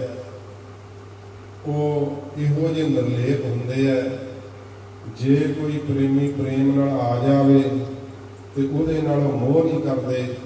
ਜੇ ਕੋਈ ਵੈਰ ਭਾਵਨਾ ਲੈ ਕਰਕੇ ਮਾਰਨ ਨੂੰ ਆ ਜਾਂਦਾ ਹੈ ਉਹਦੇ ਨਾਲ ਵੈਰ ਨਹੀਂ ਕਰਦੇ। ਸੱਚੇ ਪਾਤਸ਼ਾਹ ਜੀ ਮਹਾਰਾਜ ਕਹਿੰਦੇ ਭਾਈ ਆਪ ਤਿਆਗ ਸਗਲ ਰੇਣੁਕਾ ਪਰ ਨਿੰਦਾ ਨੇ ਸਰੋਤ ਸਰਵਣ। ਪਰਾਈ ਨਿੰਦਾ ਉਹ ਕੰਨਾਂ ਨਾਲ ਸੁਣਦੇ ਨਹੀਂ, ਆਪਣਾ ਆਪਾ ਤਿਆਗ ਕਰਕੇ ਸਭ ਦੇ ਚਰਨਾਂ ਦੀ ਧੂੜ ਹੋ ਜਾਂਦੇ ਆ। ਇਹ ਸੰਤ ਦੇ ਲੱਛਣ ਹਜ਼ੂਰ ਨੇ ਆਪਣੀ ਬਾਣੀ ਦੇ ਅੰਦਰ ਕਹੇ ਆ। ਫਿਰ ਮਹਾਰਾਜ ਕਹਿੰਦੇ ਇਹ ਹੈ ਨਿਸ਼ਾਨੀ ਸਾਧ ਕੀ ਜਿਸ ਭੇਟਤ ਤਰੀ ਹੈ, ਜਿਹਦਾ ਦਰਸ਼ਨ ਵੇਖ ਕੇ ਠੰਡ ਪੈ ਜੇ ਨਾ, ਮਹਾਰਾਜ ਕਹਿੰਦੇ ਸਾਧੂ ਦੀ ਨਿਸ਼ਾਨੀ ਹੈ। ਕੋਈ ਰਾਜਾ ਸੀਗਾ, ਉਹ ਆਪਣੇ ਰਾਜ ਦਰਬਾਰ ਨੂੰ ਜਦੋਂ ਜਾਂਦਾ ਹੁੰਦਾ ਤੇ ਇੱਕ ਸਾਧੂ ਮਹਾਤਮਾ ਰਸਤੇ ਵਿੱਚ ਬੈਠੇ ਹੋਏ ਬੰਦਗੀ ਕਰਦੇ, ਬੜੀ ਉਹਦੀ ਸ਼ਰਧਾ ਬਣ ਗਈ। ਆਉਂਦਿਆਂ ਜਾਂਦਿਆਂ ਰਾਜੇ ਨੇ ਵੇਖਣਾ ਕਿ ਬੜੀ ਜੁੜੀ ਹੋਈ ਆਤਮਾ, ਬੜੇ ਭਜਨੀਕ ਹਨ। ਜਿਸ ਵਕਤ ਰਾਜੇ ਦੇ ਮਨ ਦੀ ਫਿਰ ਇਹ ਸ਼ਰਧਾ ਹੋਈ ਕਿ ਮੈਂ ਇਹਨਾਂ ਨੂੰ ਪ੍ਰਸ਼ਾਦ ਹੀ ਛਕਾਵਾਂ ਆਪਣੇ ਘਰ ਲਿਜਾ ਕਰਕੇ।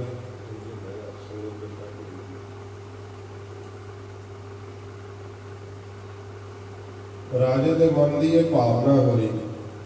ਉਹਨੇ ਰਾਜੇ ਨੇ ਆ ਕਰਕੇ ਮਹਾਂਪੁਰਖਾਂ ਨੂੰ ਬੇਨਤੀ ਕੀਤੀ ਕਿ ਮਹਾਰਾਜ ਮੈਂ ਤੁਹਾਨੂੰ ਘਰ ਪ੍ਰਸ਼ਾਦ ਛਕਾਉਣਾ ਚਾਹੁੰਦਾ ਤੇ ਮਹਾਂਪੁਰਖ ਕਹਿੰਦੇ ਚੱਲ ਰਾਜਾ। ਉਸੇ ਵੇਲੇ ਉੱਠ ਕੇ ਖੜੇ ਹੋ ਗਏ। ਰਾਜਾ ਮਨ ਨੂੰ ਸੋਚਣ ਲੱਗਾ ਕਿ ਇਹ ਤਾਂ ਪਖੰਡੀ ਹੈ, ਇਹ ਤਾਂ ਸ਼ਾਇਦ ਮੇਰੀ ਉਡੀਕ ਕਰ ਰਿਹਾ ਸੀ ਕਿ ਮੈਂ ਕਦੋਂ ਪ੍ਰਸ਼ਾਦੇ ਦਾ ਨਿੰਦਾ ਦੇਵਾਂ। ਤੇ ਉੱਠ ਕੇ ਇਹਨਾਂ ਝੱਟ ਚੱਲ ਪਏ ਆ। ਤਾਂ ਕਿਉਂਕਿ ਜਦੋਂ ਅਸੀਂ ਪ੍ਰਸ਼ਾਦੇ ਦਾ ਨੇਂਦਾ ਦੇਣਾ ਹੁੰਦਾ ਨਾ, ਫਿਰ ਉਹ ਆਪਦੀ ਡਾਇਰੀ ਵੇਖਦੇ ਆ, ਕਹਿੰਦੇ ਨਹੀਂ ਨਹੀਂ ਸਮਾਂ ਨਹੀਂ ਹੈਗਾ। ਸਮਾਂ ਭਾਵੇਂ ਹੋਵੇ ਵੀ ਤਾਂ ਵੀ ਉਹ ਕਹਿੰਦੇ ਨਹੀਂ ਜੀ ਅਸੀਂ ਤਾਂ ਬਹੁਤ ਬਿਜੀ ਹਾਂ, ਬੜੇ ਰੁਝੇਵੇਂ ਆ ਸਾਡੇ ਕੋਲ। ਮਸਾਂ ਜਦੋਂ ਸਾਰਾ ਤੰਗ ਕਰਕੇ ਜਦੋਂ ਸਮਾਂ ਦਿੰਦੇ ਆ, ਫਿਰ ਉਹ ਜਿਹੜਾ ਅਗਲਾ ਪ੍ਰਸ਼ਾਦਾ ਛਕਾਉਣ ਵਾਲਾ ਹੈ ਉਹ ਵੀ ਬੜਾ ਸਮਝਦਾ ਕਿ ਵਾਕਿਆ ਇਹਦਾ ਬਹੁਤ ਜ਼ਿਆਦਾ ਰੁਝੇਵਾਂ, ਇਹਨਾਂ ਨੂੰ ਸਮਾਂ ਹੀ ਹੈ ਨਹੀਂ ਇਹਨਾਂ ਕੋਲ, ਤੇ ਮੈਂ ਤਾਂ ਬੜਾ ਖੁਸ਼ਕਿਸਮਤ ਹਾਂ ਮੈਨੂੰ ਸਮਾਂ ਦੇ ਦਿੱਤਾ ਇਹਨਾਂ ਨੇ। ਇਸ ਤਰ੍ਹਾਂ ਦੇ ਢੰਗ ਤਰੀਕਿਆਂ ਨਾਲ ਸੰਤਗਿਰੀ ਪ੍ਰਗਟ ਕੀਤੀ ਜਾਂਦੀ ਹੈ। ਪਰ ਹੋਵੇ ਸਾਧੂ, ਉਹਨੂੰ ਕਿਸੇ ਨਾਲ ਲਗਾਵ ਨਹੀਂ, ਕਿਸੇ ਨਾਲ ਵੈਰ ਨਹੀਂ। ਉੱਠ ਕੇ ਕਹਿਣ ਲੱਗੇ ਚੱਲ ਰਾਜਾ। ਹੁਣ ਰਾਜਾ ਕਹਿ ਚੁੱਕਾ ਸੀ ਮੂੰਹ ਤੋਂ, ਤੇ ਨਾ ਨਹੀਂ ਸੀ ਕਰਨਾ ਚਾਹੁੰਦਾ, ਪਰ ਅੰਦਰੋਂ ਮਨ ਤੋਂ ਉਹਨੂੰ ਜਵਾਬ ਦੇ ਚੁੱਕਾ ਸੀ। ਬਿਠਾ ਲਿਆ ਆਪਣੇ ਰੱਥ ਤੇ, ਲੈ ਗਿਆ ਰਾਜਾ ਆਪਣੇ ਮਹਿਲਾਂ ਵਿੱਚ।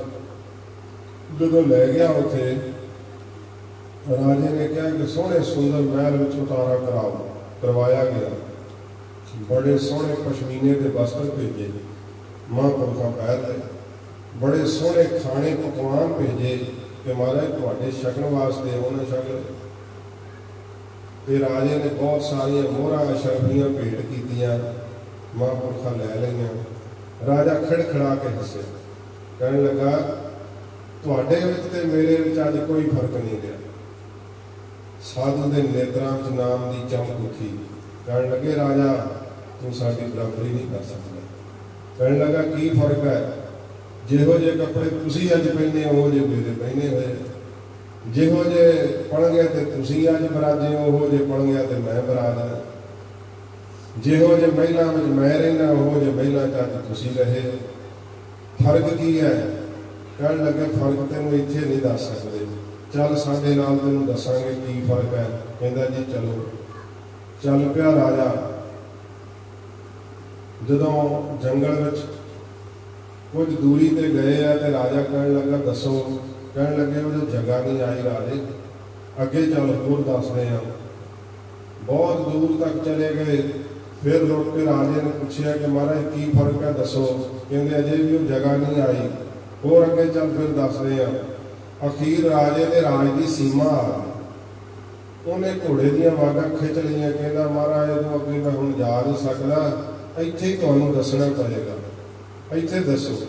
ਕਹਿੰਦੇ ਗੱਲ ਕੀ ਹੈ? ਕਹਿੰਦਾ ਮੇਰੇ ਰਾਜ ਦੀ ਸੀਮਾ ਆ ਗਈ ਹੈ। ਕਹਿੰਦੇ ਤੇਰੇ ਰਾਜ ਦੀ ਸੀਮਾ ਸਾਡੇ ਰਾਜ ਦੀ ਸੀਮਾ ਕੋਈ ਨਹੀਂ। ਸਗਲੀ ਧਰਤੀ ਸਾਧਤੀ, ਸਾਰੀ ਧਰਤੀ ਸਾਡਾ ਰਾਜ ਹੈ। ਕਹਿਣ ਲੱਗੇ ਵੇਖ ਹੁਣ ਤੈਨੂੰ ਇੱਥੇ ਆ ਕੇ ਕੀ ਚੇਤਾ ਆ ਰਿਹਾ? ਪਿੱਛੇ ਆਪਣੀਆਂ ਰਾਣੀਆਂ ਦਾ ਖਿਆਲ ਹੈ ਨਾ? ਕਹਿੰਦਾ ਹਾਂ। ਆਪਣੇ ਰਾਜ ਭਾਗ ਦਾ ਖਿਆਲ ਹੈ ਨਾ? ਕਹਿੰਦਾ ਹਾਂ।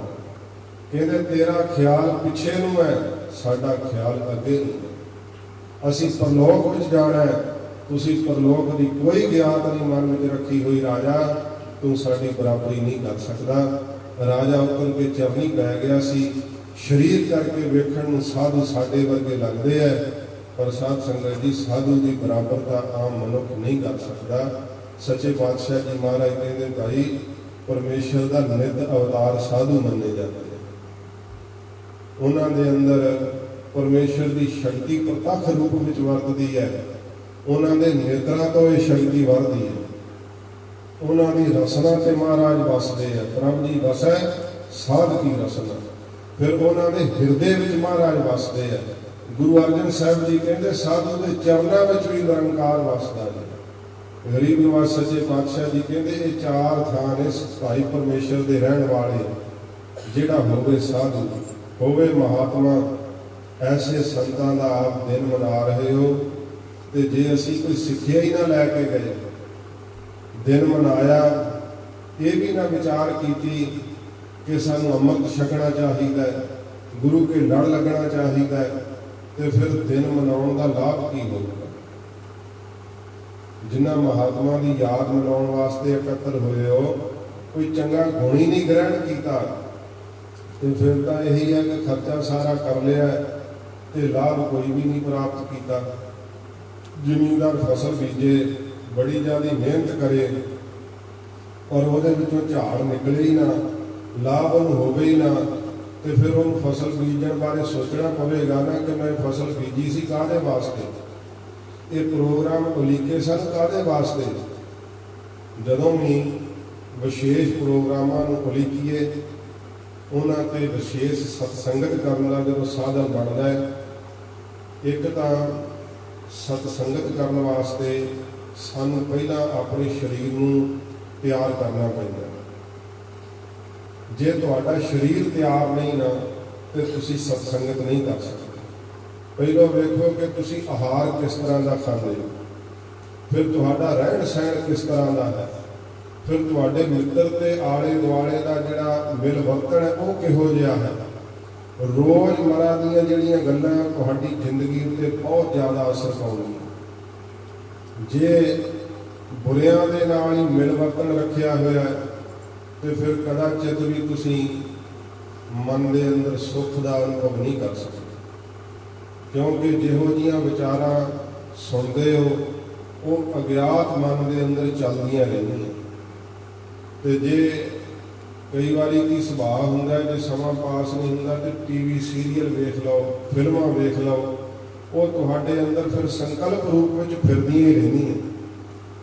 तो उसने की फिर जपजी साहिब पढ़ना है, जिन्हें टैलीविजन का आसरा लैना, जिन्हें अखबारों के चुटकुले पढ़ने या रसाले पढ़ने हैं, उन्हें सत संगत जी नाम की जपना, सतसंगत की करनी है।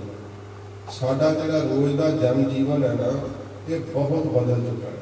सतसंगत करने वाले माफ़ करना, गुस्सा ना करियो, साडे उहो जिहे शरीर भी नहीं रहे। टैलीफोनां दा उत्ते इहो जिहा प्रभाव पै गया ना अजकल के युग में। इत्थों की गल तां छड्डो, पंजाब में मैं हुण वेख्या, उत्थे कुछ पिछले समय तो मैं रहना है भारत के अंदर, इंडिया के अंदर पंजाब जाने का मौका मिलता है। एक एक ने दो दो फोन रखे हुए हैं, तो कोई बिजनेस चल रहा है, कोई व्यापार चल रहा है, कोई भी नहीं। तो वो सारा सारा दिन उन्होंने फोनों के उत्ते लंघ जाता है। अखां ते कितना असर पैंदा है, दिमाग ते कितना असर पैंदा है। कोई नितनेम नहीं, कोई अमृत वेला नहीं, कोई सेवा नहीं, जीवन वेखो जा किधर नूं रहा। तो फिर असीं मनुख हुंदे हुए साक्षात पशु नहीं बन रहे। तो जदों इन्हां दिहाड़ियां नूं मनाईए ना, उत्थे गुरमत की सेध लईदी है। तो सतगुरु जी की सिੱਖੀ की कहती है, हजूर सानूं सिੱਖਿਆ की दिंदे आ जीवन जीउण दी। तो महाराज जी की बाणी तो सेध लै करके आपका जीवन सुखमई करीदा। और सुख डालरां नाल नहीं प्राप्त होना, पदार्थां नाल नहीं सुख प्राप्त होना। किन्ने कर करके यतन चले गए है, किन्ने कर रहे हैं, किन्ने आने वाले समय में भी भावें करनगे, पर इन्हां तो सुख नहीं उत्पन्न होता। ज्ञान दृष्टि जदों जागदी है, उदों ही मनुख नूं सुख का राह लभदा है। चाहे इस जन्म में जगा ले, चाहे दुनिया च भटक के फिर जन्म लैके जगा ले, पूरे गुरु जी तो बिना ये राह कोई दस नहीं सकता। सच्चे पातशाह जी महाराज ने जे ये मनुखा जन्म दिता है, तो हजूर कहते जे हुण नहीं मुक्त होना तो कदों होना ही कि मुक्ति फिर जदों जानवर जून में होवेगा उदों मुक्ति जिहड़ी है लवेगा, उदों तक तू मुक्त हो नहीं सकता। मुक्ति का राह तो ये एक मनुखा जन्म है। वो भगत कबीर साहब जी के बचन आते हैं ना, चार पाव दुर सिंह गुंग मुख तब कैसे गुण गई है, उठत बैठत ठेंगा पर है तब कत मूंड लकई है। कहते ने जदों तेरे चार पैर होए, दो सिंह होए सिर के उत्ते ते मूँह गूंगा होया, फिर मुक्त होना चाहेगा, फिर किने मुक्त करना। भाई मरदाना जी ने ना गुरु नानक साहब जी महाराज ने बेनती की, सच्चे पातशाह ये जिहड़े संसार के जीव है, जे महाराज तुसीं सबनूं मुक्त कर दो तो महाराज कहते भाई मरदाना अधिकारी नूं मुक्ति मिलती है। महाराज मुक्ति कौन नहीं लेना चाहूगा। सच्चे पातशाह महाराज कहते चंगा भाई मरदाना और शाहूकार बैठा जा, उन्होंने लाया टुकिया तो असीं मुक्त कर देंगे। भाई मरदाना जी बड़े खुश हो के गए, कहते शाहूकार जी धन गुरु नानक साहब जी महाराज आख्या है आओ तुहानू मुक्त करिए। तो साहूकार कहना जा सादा अपना काम कर जाके, मैं विहला मैनू काम बड़े है, मैनू नहीं मुक्ति चाहिए। जिन्हों हुण पता ही नहीं, हीरे की कदर ही नहीं, वो हीरे नूं पत्थर समझी बैठा है। सतगुरु जी के कोल भाई मर्दाना जी चल के आ गए कि महाराज वो तो मुक्त नहीं होना चाहता। महाराज कहते अधिकारी तो बिना ये पदार्थ नहीं मिलता। भाई मर्दाना चंगा तू गुरु का कीर्तनी है ना, जे तू आख्या तो इनू असीं मुक्त जरूर करांगे। सच्चे पातशाह जी महाराज ने वो लम्मी है साखी साध संगत जी, वो अपने घर विच मर के ना गऊ नूं बच्छा बन के जाने तगड़ा होया तो फिर उन्होंने जो लिया। जदों उन्होंने वाहण तो फिर सतगुरु जी उधर विचरते हुए लंघे तो महाराज कहते भाई मर्दाना वो शाहूकार है। सतगुरु जी ने उसकी आत्मा को जगाया। महाराज कहते मुक्त कर दईए। कहने लगा महाराज ये मेरे पुत्तां दा हल कौन फिर पाऊगा। देखो उदों भी मोह है, किड्डा मोह प्रबल होंदा है। जे मैं मर गया महाराज इन्होंने तो 500 का होर घाटा पऊगा, नवा खरीद के कितों लियाओगे। तो फिर भी मुक्ति की इच्छा नहीं जाती। फिर साध संगत जी वो कुत्ता बन करके पैदा होया, उस घर की रखिया करया करे। हजूर ने फिर गए उधर नूं ते भाई मर्दाना नहीं जे हाथ जो कर दिता सी, महाराज इन्हूं मुक्त कर दो। तो महाराज सच्चे पातशाह जी फिर कहते उसकी रूह नूं जगा के मुक्त करिए। कहता महाराज हुण शराबी हैगे आ, रात नूं आउंदे नशे च रजे, सारी रात जाके मैनू ही घर की रखिया करनी पैंदी है। तो सब कुछ लटा देंगे जे महाराज मैनू मुक्त कर दोगे तो मैं तो सारी रात जाग के पहला दिन है। फिर भी वह घर नाल मोह जुड़िया हुआ। देखो मोह कितना जूना में भी तंग करता है। ये हजूर की बाणी कहती है मोह का कारण करके जीव जूना में फिरता है, जिधर नूं उसदी आप की इच्छा होती है। ये मैं कोई ये ना समझो कि अपने कोलों कह रहे हैं, हजूर की बाणी कहती है। सच्चे पातशाह जी अपनी बाणी के अंदर फरमान करते हैं, देखो मनुख की इच्छा होती है संसारी पदार्थों के अंदर, जे ये इच्छा रहे ना कि माया बहुत सारी हो गई, बड़ी माया प्राप्त होनी चाहिए है। तो सतगुरु जी बाणी के अंदर कहते अंत काल जे लक्ष्मी सिमरै, ऐसी चिंता मह जे मरै, सर्प जोन वाल वाल उतर, वाल वाल पार वार, सप की जून जाओ। फिर एक इच्छा होती है घर बड़ा आलीशान होवे, बड़ा होवे, तो पता लगे कि ये सरदारां की कोठी है। महाराज कहते भाई अंत काल जे मंदिर सिमरै, ऐसी चिंता मह जे मरै, प्रेत जोन वाल वाले उतर। खाली खंडराटां के अंदर प्रेत ही रहिंदे होंदे, मर मर के प्रेत जून में आऊगा। तो वह कल्प काल तक प्रेत जून नहीं मुकती, एडी लम्मी होंदी है प्रेत जून। फिर पुत्र की इच्छा करना मर जाए कि पुत्र चाहिए सी, कि संसार च अंश रह जाती, जड़ लग जाती। महाराज कहते ने अंत काल जे लड़के सिमरे, ऐसी चिंता मह जे मरै, सूकर जोन वार वार उतर। सूर के बच्चे वाले होंगे, बार बार मर मर के फिर सूर की जूनी में आऊगा। ये हजूर की बाणी कहती है। सच्चे पातशाह जी महाराज ने दसिया एक एक इच्छा जिधर जिधर नूं लगती है उधर उधर नूं जीव नूं जन्म ते जन्म प्राप्त होंदा चलिया जाता है। इसे करके भगतां ने कहा ना, बहुत जन्म पिछड़े थे माधो, ये जन्म तुम्हारे लेखे। महाराज हुण तां ये जन्म ही तेरे लेखे है। यही शब्द कहे कि अब की बार बख्श बंदे को बौर न भवजल फेरा। महाराज हुण थक गए हैं, याहू जुगत बिहाने कई जन्म, नानक राख ले हो आपन कर कर। महाराज हुण मैं थक गया, भटकदा होया, मैनू रख लो, मैनू बख्श लो। उदों फिर पूरे सतगुरु जी कृपा करके जूना के आवा काउन तो कढ़ लेंगे। सच्चे पातशाह जी महाराज उदों अपने चरणों में निवास बख्शते हैं। हुण अधिकारी नहीं बनया सी, फिर कुत्ते की जून तो मर के सप की जून में पिया, पहला उस तो कीड़े की जून में पिया। लम्मा है सारा इतिहास। जो सप की जून में पिया ना, तो घर के भंगूड़ा सीगा, कोई अगों पोतरा परपोतरा होगा, ਉਹ ਘਰ ਦੀਆਂ ਇਸਤਰੀਆਂ ਕੰਮ ਲੱਗੀਆਂ ਹੋਈਆਂ ਤੇ ਬੱਚਾ ਰੋਇਆ। ਉਹਨੂੰ ਮੋਹ ਆਇਆ ਕਿ ਮੇਰੀ ਵੰਸ ਹੈ। ਉਹ ਆਪਣੀ ਪੂਛ ਨਾਲ ਲਪੇਟਾ ਪਾ ਕੇ ਤੇ ਭੰਗੂੜੇ ਨੂੰ ਹਿਲਾਉਣ ਲੱਗ ਪਿਆ ਕਿ ਬੱਚਾ ਚੁੱਪ ਕਰ ਜਾਵੇ। ਜਦੋਂ ਉਹਨਾਂ ਨੇ ਵੇਖਿਆ ਸੱਪ ਤਾਂ ਬੱਚੇ ਦੇ ਭੰਗੂੜੇ ਨਾਲ ਚਿੰਬੜਿਆ ਪਿਆ, ਸਭ ਟੱਬਰ ਨੇ ਇਕੱਠੇ ਹੋ ਕੇ ਮਾਰਿਆ ਉਹਨੂੰ। ਜਦੋਂ ਉਹਨਾਂ ਮਾਰਿਆ ਨਾ ਉਹਨੂੰ, ਫਿਰ ਉਹਦੀ ਰੂਹ ਨੂੰ ਜਗਾਇਆ। ਹਜ਼ੂਰ ਕਹਿੰਦੇ 10 ਹੰਦਾ ਮਹਾਰਾਜ ਨੂੰ ਮੁਕਤ ਕਰਨਾ। ਇੰਨਾ ਪਿੱਛਾ ਕੀਤਾ ਸਤਿਗੁਰੂ ਕਹਿੰਦੇ ਭਾਈ ਮਰਦਾਨਾ ਹੁਣ ਇੱਕ ਇੱਕ ਦਾ ਇਉਂ ਪਿੱਛਾ ਕਰਕੇ ਮੁਕਤ ਕਰਾਂਗੇ। ਸੱਚੇ ਨਾਮ ਦੇ ਜਪਿਆ ਮੁਕਤੀ ਹੈ। ਜਿਹੜਾ ਅਧਿਕਾਰੀ ਬਣਦਾ ਹੈ, ਸੱਚੇ ਨਾਮ ਨਾਲ ਆਪਣਾ ਚਿੱਤ ਜੁੜਦਾ ਹੈ, ਮਹਾਰਾਜ ਕਹਿੰਦੇ ਭਾਈ ਉਹਨੂੰ ਮੁਕਤ ਦਾ ਪ੍ਰਸਾਦ ਪ੍ਰਾਪਤ ਹੋ ਜਾਂਦਾ ਹੈ। ਇਹ ਗਰੀਬ ਨਿਵਾਜ ਸੱਚੇ ਪਾਤਸ਼ਾਹ ਜੀ ਮਹਾਰਾਜ ਸਾਨੂੰ ਰਸਤਾ ਦੱਸਿਆ ਹੈ।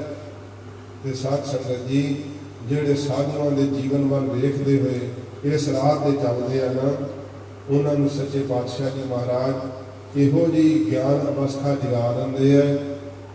ਫਿਰ ਕਿਤੇ ਜਾ ਕਰਕੇ ਜਦੋਂ ਇਹ ਗਿਆਨ ਅਰੂੜ ਹੁੰਦੇ ਆ ਨਾ, ਹਜ਼ੂਰ ਕਹਿੰਦੇ ਨੇ ਮੁਕਤ ਬਕੜੀ ਦੀ ਗਿਆਨੀ ਕਿਹਾ ਕਰ। ਗਿਆਨਵਾਨ ਤਾਂ ਵਿਚਾਰੀ ਮੁਕਤੀ ਵੀ ਉਹਦੇ ਸਾਹਮਣੇ ਫਿਰ ਤੁੱਛ ਹੋ ਜਾਂਦੀ ਹੈ। ਉਹ ਕੀ ਕਹਿੰਦੇ ਆ, ਰਾਜ ਨਾ ਚਾਹੋ ਮੁਕਤ ਨਾ ਚਾਹੋ ਮਨ ਪ੍ਰੀਤ ਚਰਨ ਕਮਲਾਰੇ। ਮਹਾਰਾਜ ਮੈਨੂੰ ਰਾਜ ਨਹੀਂ ਚਾਹੀਦਾ, ਮੁਕਤੀ ਨਹੀਂ ਚਾਹੀਦੀ, ਮੈਨੂੰ ਤੇ ਤੇਰੇ ਚਰਨਾਂ ਕਮਲਾਂ ਦਾ ਪਿਆਰ ਚਾਹੀਦਾ। ਤੇਰਾ ਇੱਕ ਦਰ ਚਾਹੀਦਾ ਸੱਚੇ ਪਾਤਸ਼ਾਹ, ਮੈਨੂੰ ਹੋਰ ਕੁਝ ਨਹੀਂ ਚਾਹੀਦਾ। ਜਿਹਦੇ ਮਨ ਦੇ ਅੰਦਰ ਇਹ ਭਾਵਨਾ ਬਣਦੀ ਹੈ ਨਾ, ਉਹਨੂੰ ਨਿਰੰਕਾਰ ਸਭ ਕੁਝ ਹੀ ਸਾਧ ਸੰਗਤ ਦੀ ਬਖਸ਼ਿਸ਼ਾਂ ਕਰਕੇ ਨਿਹਾਲ ਕਰ ਦਿੰਦੇ ਹੈ। ਜੀਵਨ ਦੇ ਅੰਦਰ ਉਹ ਜਿਉਂਦੇ ਹੋਏ ਇਸ ਸੰਸਾਰ ਦੇ ਅੰਦਰ ਕੇਵਲ ਸਰੀਰ ਕਰਕੇ ਦਿਸਦੇ ਹੈ, ਮਨ ਕਰਕੇ ਸਦਾ ਮਹਾਰਾਜ ਜੀ ਦੀ ਯਾਦ ਵਿੱਚ ਜੁੜੇ ਰਹਿੰਦੇ ਹੈ। ਉਹ ਆਪਣੇ ਚੱਲਣ ਦਾ ਸਾਜ ਕਰਕੇ ਰੱਖਦੇ ਆ ਹਰ ਵਕਤ। ਕਹਿੰਦੇ ਆ ਸੰਸਾਰੀ ਮਨੁੱਖ ਨੂੰ ਉਹਨਾਂ ਆਪਣੇ ਵਿਆਹ ਦਾ ਚਾਅ ਨਹੀਂ ਹੁੰਦਾ ਜਿੰਨਾ ਮਹਾਤਮਾ ਨੂੰ ਆਪਣੇ ਸਰੀਰ ਦੇ ਤਿਆਗਣ ਦਾ ਚਾਅ ਹੁੰਦਾ। ਕਿਉਂ? ਸਾਰੀ ਉਮਰ ਜਿਸ ਪ੍ਰੀਤਮ ਪਿਆਰੇ ਨੂੰ ਯਾਦ ਕੀਤਾ ਹੁੰਦਾ ਨਾ, ਉਸ ਵਿੱਚ ਅਭੇਦ ਹੋਣ ਦਾ ਦਿਨ ਆਉਂਦਾ, ਮਿਲਾਪ ਹੋਣ ਦਾ ਦਿਨ ਆਉਂਦਾ। ਕਿਉਂਕਿ ਉਹਨਾਂ ਦੇ ਅੰਦਰ ਨਾਮ ਦੀ ਅਵਸਥਾ ਇਸ ਤਰ੍ਹਾਂ ਹਜ਼ੂਰ ਦਿਖਾਉਂਦੇ ਆ, ਪਾਣੀ ਦਾ ਭਰਿਆ ਹੋਇਆ ਘੜਾ ਪਾਣੀ ਵਿੱਚ ਹੀ ਰੱਖਿਆ ਹੋਵੇ, ਘੜੇ ਦੇ ਅੰਦਰ ਵੀ ਪਾਣੀ ਹੈ, ਘੜੇ ਦੇ ਬਾਹਰ ਵੀ ਪਾਣੀ ਹੈ, ਪਰ ਘੜੇ ਦੀ ਪਰਤ ਤਾਂ ਬਣੀ ਹੈ। ਜਦੋਂ ਪਰਤ ਟੁੱਟਦੀ ਹੈ ਉਦੋਂ ਇਹ ਅਵਸਥਾ ਹੁੰਦੀ ਹੈ, ਜਿਉਂ ਜਲ ਮੈਂ ਜਲ ਆਏ ਖਟਾਨਾ, ਤਿਉਂ ਜੋਤੀ ਸੰਗ ਜੋਤ ਸਮਾਨਾ। ਇਹ ਉਹਨਾਂ ਦੀ ਪਰਤਕ ਜੋਤ ਉਦੋਂ ਪਰਮ ਜੋਤ ਵਿੱਚ ਲੀਨ ਹੁੰਦੀ ਹੈ। ਇਸ ਕਰਕੇ ਮਹਾਤਮਾ ਨੂੰ ਬੜੀ ਖੁਸ਼ੀ ਹੁੰਦੀ ਹੈ, ਬੜਾ ਉਸ ਦਿਨ ਉਹਨਾਂ ਨੂੰ ਆਨੰਦ ਹੁੰਦਾ ਹੈ। ਤੇ ਆਪਣੇ ਸਰੀਰ ਦੇ ਤਿਆਗਣ ਤੋਂ ਪਹਿਲਾਂ ਉਹਨਾਂ ਦੇ ਚਿਹਰੇ ਤੇ ਮਲਾਲ ਆ ਜਾਂਦਾ ਹੈ, ਨੂਰ ਜਗ ਪੈਂਦਾ ਹੈ। ਮੈਂ ਕੇਵਲ ਇੱਕੇ ਬਚਨ ਸੁਣਾ ਕੇ ਫਿਰ ਲੜੀਵਾਰ ਵਾਹਿਗੁਰੂ ਜੋ ਸ਼੍ਰੀ ਮੁਖਵਾਕ ਦੀ ਕਥਾ ਹੈ ਉਹ ਆਪ ਜੀ ਨੂੰ ਸਰਵਣ ਕਰਾਉਣ ਦਾ ਯਤਨ ਕਰਾਂਗਾ। ਰਹਿੰਦੇ ਸ਼ੇਸ਼ ਸਮੇਂ ਦੀ ਸਮਾਪਤੀ ਕਰ ਦੇਣੀ ਹੈ। ਸਾਧ ਸੰਗਤ ਜੀ, ਸ਼੍ਰੀਮਾਨ ਸੰਤ ਗਿਆਨੀ ਗੁਰਬਚਨ ਸਿੰਘ ਜੀ ਖਾਲਸਾ ਪਿੰਡਰਾਂ ਵਾਲੇ ਮਹਾਂਪੁਰਖ ਜਦੋਂ ਆਪ ਜੀ ਸੱਚਖੰਡ ਨੂੰ ਬਿਆਨਾ ਕੀਤਾ ਹੈ, ਉਸ ਵਕਤ ਸ਼੍ਰੀਮਾਨ ਸੰਤ ਬਾਬਾ ਠਾਕੁਰ ਸਿੰਘ ਜੀ ਮਹਾਰਾਜ, ਸ਼੍ਰੀਮਾਨ ਸੰਤ ਬਾਬਾ ਕਰਤਾਰ ਸਿੰਘ ਜੀ ਮਹਾਰਾਜ ਕੋਲ ਸੇਵਾਦਾਰ ਦੇ ਰੂਪ ਵਿੱਚ ਮਹਾਂਪੁਰਖਾਂ ਦੇ ਅੰਤਲੇ ਸਮੇਂ ਦੇ ਸਾਧ ਸੰਗਤ ਜੀ ਕਹੇ ਹੋਏ ਬੋਲ।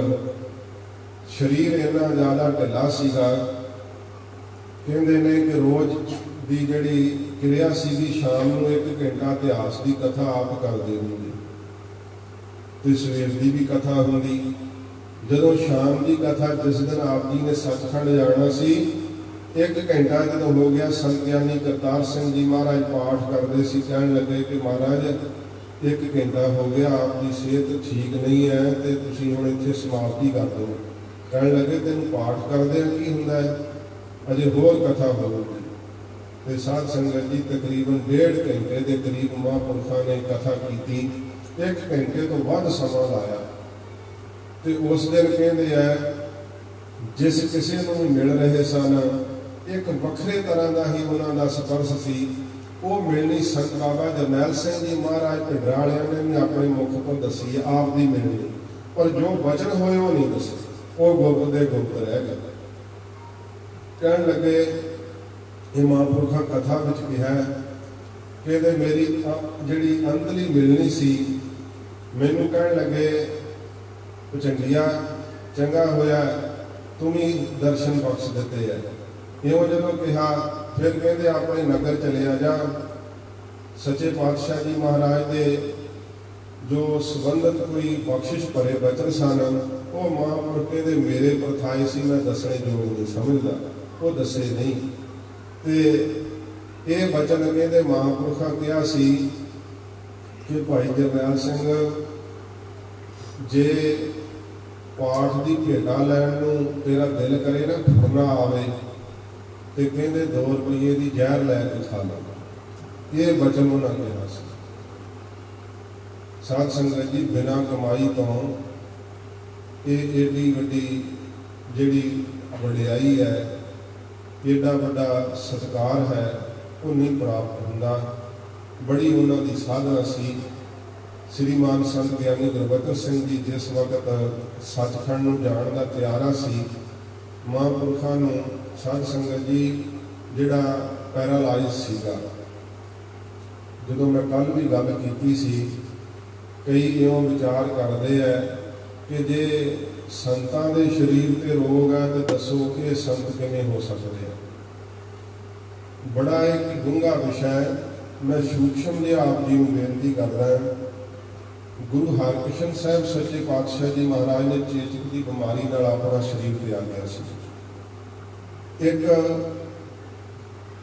ਡਾਕਟਰ ਨੇ ਗੁਰਮੁਖ ਪਿਆਰੇ ਵਾਹਿਗੁਰੂ ਮੰਤਰ ਦਾ ਜਾਪ ਕਰਨ ਦੇ ਨਾਲ ਉਹਨਾਂ ਦੀਆਂ ਬਹੁਤ ਸਾਰੀਆਂ ਬਿਮਾਰੀਆਂ ਠੀਕ ਹੋਈਆਂ। ਉਹਨਾਂ ਨੇ ਇੱਕ ਸੰਸਥਾ ਬਣਾਈ ਹੈ ਸਰਬ ਰੋਗ ਕਾ ਅਵਖਦ ਨਾਮ, ਤੇ ਉਹ ਥਾਵਾਂ ਥਾਵਾਂ ਤੇ ਕੈਂਪ ਲਾਉਂਦੇ ਆ ਤੇ ਕੈਂਪ ਲਾ ਕੇ ਉਹ ਹੁਣ ਵੇਖੋ ਜਾਂ ਤਾਂ ਸੰਗਤ ਕੀਤੀ ਹੋਵੇ ਨਾ, ਸ਼੍ਰੀ ਗੁਰੂ ਗ੍ਰੰਥ ਸਾਹਿਬ ਜੀ ਦੀ ਬਾਣੀ ਦੀ ਸੁਧ ਸੰਧਿਆ ਕੀਤੀ ਹੋਵੇ, ਗੁਰੂ ਘਰ ਦਾ ਆਸ਼ਾ ਪਤਾ ਹੋਵੇ, ਫਿਰ ਹੀ ਸਿਧਾਂਤਕ ਰੂਪ ਵਿੱਚ ਅਸੀਂ ਸਹੀ ਪ੍ਰਚਾਰ ਕਰ ਸਕਦੇ ਹਾਂ। ਵਾਹਿਗੁਰੂ ਮੰਤਰ ਜਪਣ ਨਾਲ ਰੋਗ ਠੀਕ ਹੋਏ ਹੈ, ਇਹ ਇੱਕ ਅਲੱਗਾ ਬਾਤ ਹੈ। ਇਹਦਾ ਅਰਥ ਇਹ ਨਹੀਂ ਕਿ ਉਹਨਾਂ ਨੂੰ ਗੁਰੂ ਜੀ ਦਾ ਸਿਧਾਂਤ ਪਤਾ ਲੱਗ ਗਿਆ। ਗੁਰੂ ਜੀ ਦੇ ਸਿਧਾਂਤ ਨੂੰ ਸੱਟ ਮਾਰਦੇ ਹੋਏ ਉਹ ਕਹਿੰਦੇ ਆ ਕਿ ਜਿਹੜੇ ਇਤਿਹਾਸ ਵਿੱਚ ਲਿਖਿਆ ਹੋਇਆ ਹੈ ਕਿ ਗੁਰੂ ਹਰਕ੍ਰਿਸ਼ਨ ਸਾਹਿਬ ਜੀ ਮਹਾਰਾਜ ਨੇ ਚੇਚਕ ਦੀ ਬਿਮਾਰੀ ਨਾਲ ਸਰੀਰ ਤਿਆਗਿਆ, ਉਹ ਗਲਤ ਹੈ। ਗੁਰੂ ਸਾਹਿਬ ਕਦੇ ਚੇਚਕ ਦੀ ਬਿਮਾਰੀ ਨਾਲ ਸਰੀਰ ਨਹੀਂ ਛੱਡ ਸਕਦੇ। ਫਿਰ ਹੋਰ ਬਹੁਤ ਸਾਰੀਆਂ ਉਹਨਾਂ ਨੇ ਇਹੋ ਜਿਹੀਆਂ ਗੱਲਾਂ ਕੀਤੀਆਂ ਜਿਨ੍ਹਾਂ ਨਾਲ ਇਤਿਹਾਸ ਨੂੰ ਸੱਟ ਵੱਜ ਗਈ। ਇਹਦੇ ਵਿੱਚ ਸੂਖਸ਼ਮ ਵਿਚਾਰ ਕੀ ਹੈ ਆਪ ਜੀ ਨੇ ਸਮਝਣਾ। ਗੁਰੂ ਗੋਬਿੰਦ ਸਿੰਘ ਸਾਹਿਬ ਜੀ ਮਹਾਰਾਜ ਕਹਿੰਦੇ ਆ ਸ਼੍ਰੀ ਹਰਿਕ੍ਰਿਸ਼ਨ ਤੇ ਆਈ ਹੈ ਜਿਸ ਜਿੱਥੇ ਸਭ ਦੁੱਖ ਜਾਏ। ਜਿਨ੍ਹਾਂ ਸਤਿਗੁਰਾਂ ਦੇ ਦਰਸ਼ਨ ਵੇਖ ਕੇ ਸਾਰੇ ਦੁੱਖ ਟੁੱਟ ਜਾਂਦੇ ਆ। ਸੱਚ ਬਾਤ ਹੈ, ਉਹਨਾਂ ਸਤਿਗੁਰਾਂ ਜੀ ਨੂੰ ਕੋਈ ਰੋਗ ਨਹੀਂ ਹੋ ਸਕਦਾ। ਰੋਗ ਤੇ ਉਹਨਾਂ ਦੇ ਨਾਮ ਲੈਣ ਨਾਲ ਹੀ ਦੂਰ ਹੋ ਜਾਂਦੇ ਆ। ਪਰ ਚੇਚਕ ਦੀ ਬਿਮਾਰੀ ਨਾਲ ਸਰੀਰ ਛੱਡਣ ਵਿੱਚ ਸਤਿਗੁਰੂ ਜੀ ਦੀ ਕੋਈ ਲਹਾਈ ਨਹੀਂ ਹੈ, ਸਤਿਗੁਰੂ ਜੀ ਦੀ ਵੱਡੀ ਵਡਿਆਈ ਹੈ। ਕਿਉਂ? ਜਦੋਂ ਔਰੰਗੇ ਦੇ ਦਰਬਾਰ ਅੰਦਰ ਬੜੀ ਸਤਿਗੁਰੂ ਦੀ ਸੋਭਾ ਹੋਈ ਤੇ ਨਰੰਗੇ ਨੇ ਰਾਮ ਰਾਏ ਨੂੰ ਕਿਹਾ, ਵੇਖ ਰਾਮ ਰਾਏ ਜਿਨ੍ਹਾਂ ਨਾਲ ਤੂੰ ਈਰਖਾ ਕਰ ਰਿਹਾ ਹੈ, ਸਹੀ ਰੂਪ ਵਿੱਚ ਗੁਰਤਾ ਗੱਦੀ ਦੇ ਮਾਲਕ ਤਾਂ ਇਹ ਨੇ। ਇਹਨਾਂ ਨੇ ਦਿੱਲੀ ਦੇ ਵਿੱਚੋਂ ਚੇਚਕ ਦੀ ਬਿਮਾਰੀ ਚੱਕ ਦਿੱਤੀ ਹੈ ਤੇ ਰਾਮ ਰਾਏ ਨੂੰ ਗੁੱਸਾ ਆਇਆ। ਹੁਣ ਮਹਾਰਾਜ ਦੀ ਵਡਿਆਈ ਨਹੀਂ ਜਲੀ ਗਈ। ਕਹਿਣ ਲੱਗਾ ਬਾਦਸ਼ਾਹ ਇਹ ਇਸੇ ਚੇਚਕ ਦੀ ਬਿਮਾਰੀ ਦਾ ਖਾਜਾ ਬਣ ਜਾਣਾ, ਇਹਦੇ ਨਾਲ ਥੋੜੇ ਦਿਨਾਂ ਵਿੱਚ ਇਹਨਾਂ ਨੇ ਚੜ੍ਹਾਈ ਕਰ ਜਾਣਾ। ਇਹ ਗੱਲ ਦਿੱਲੀ ਦੀਆਂ ਸਿੱਖ ਸੰਗਤਾਂ ਤੱਕ ਪਹੁੰਚ ਗਈ। ਗੁਰੂ ਹਰਕ੍ਰਿਸ਼ਨ ਸਾਹਿਬ ਜੀ ਦੇ ਦਰਬਾਰ ਵਿੱਚ ਸਿੱਖਾਂ ਦੱਸਿਆ ਮਹਾਰਾਜ ਆਪ ਦੇ ਵੱਡੇ ਭਰਾ ਰਾਮ ਰਾਏ ਨੇ ਇਹ ਬਚਨ ਕਹਿ ਦਿੱਤੇ ਹੈ ਕਿ ਆਪ ਚੇਚਕ ਦੀ ਬਿਮਾਰੀ ਦਾ ਖਾਜਾ ਹੋ ਤੇ ਇਹਦੇ ਨਾਲ ਹੀ ਸਰੀਰ ਤਿਆਗ ਦਿਓਗੇ। ਮਹਾਰਾਜ ਹੱਸ ਪਏ ਗੁਰੂ ਹਰਕ੍ਰਿਸ਼ਨ ਸਾਹਿਬ ਜੀ। ਜਿਹੜੇ ਆਤਮਿਕ ਅਵਸਥਾ ਵਾਲੇ ਸਿੱਖ ਨੇ ਉਹ ਮਹਾਰਾਜ ਦੇ ਹੱਸਣ ਤੋਂ ਗੰਭੀਰ ਹੋ ਕੇ ਪੁੱਛਣ ਲੱਗੇ, ਮਹਾਰਾਜ ਆਪ ਕਿਰਪਾ ਕਰਕੇ ਦੱਸੋ ਕਿ ਮਹਾਰਾਜ ਇਸ ਤਰ੍ਹਾਂ ਹੋਊਗਾ? ਸਤਿਗੁਰੂ ਜੀ ਕਹਿੰਦੇ ਹਾਂ ਭਾਈ ਸਿੱਖੋ ਇਸੇ ਤਰ੍ਹਾਂ ਹੀ ਹੋਊਗਾ। ਮਹਾਰਾਜ ਇਹ ਕਿਵੇਂ ਹੋ ਸਕਦਾ ਹੈ ਕਿ ਰਾਮ ਰਾਏ ਦੇ ਕਹਿਣ ਨਾਲ ਆਪ ਚੇਚਕ ਦੀ ਬਿਮਾਰੀ ਤਿਆਗ ਦੇ ਨਾਲ ਸਰੀਰ ਤਿਆਗੋ? ਹਜ਼ੂਰ ਕਹਿੰਦੇ ਰਾਮ ਰਾਏ ਨੂੰ ਨਾ ਵੇਖੋ ਸਿੱਖੋ, ਜਦੋਂ ਸਾਡੇ ਭਰਾਤਾ ਰਾਮ ਰਾਏ ਜੀ ਕੀਰਤਪੁਰ ਸਾਹਿਬ ਤੋਂ ਤੁਰਨ ਲੱਗੇ ਸਨ, ਪਿਤਾ ਗੁਰੂ ਹਰਿਰਾਏ ਸਾਹਿਬ ਜੀ ਨੇ ਕਿਹਾ ਸੀ ਰਾਮ ਰਾਏ ਤੇਰੀ ਰਸਨਾ ਤੇ ਵਸਾਂਗੇ, ਜੋ ਬਚਨ ਕਹੇਗਾ ਸਭ ਹੋ ਜਾਵੇਗਾ।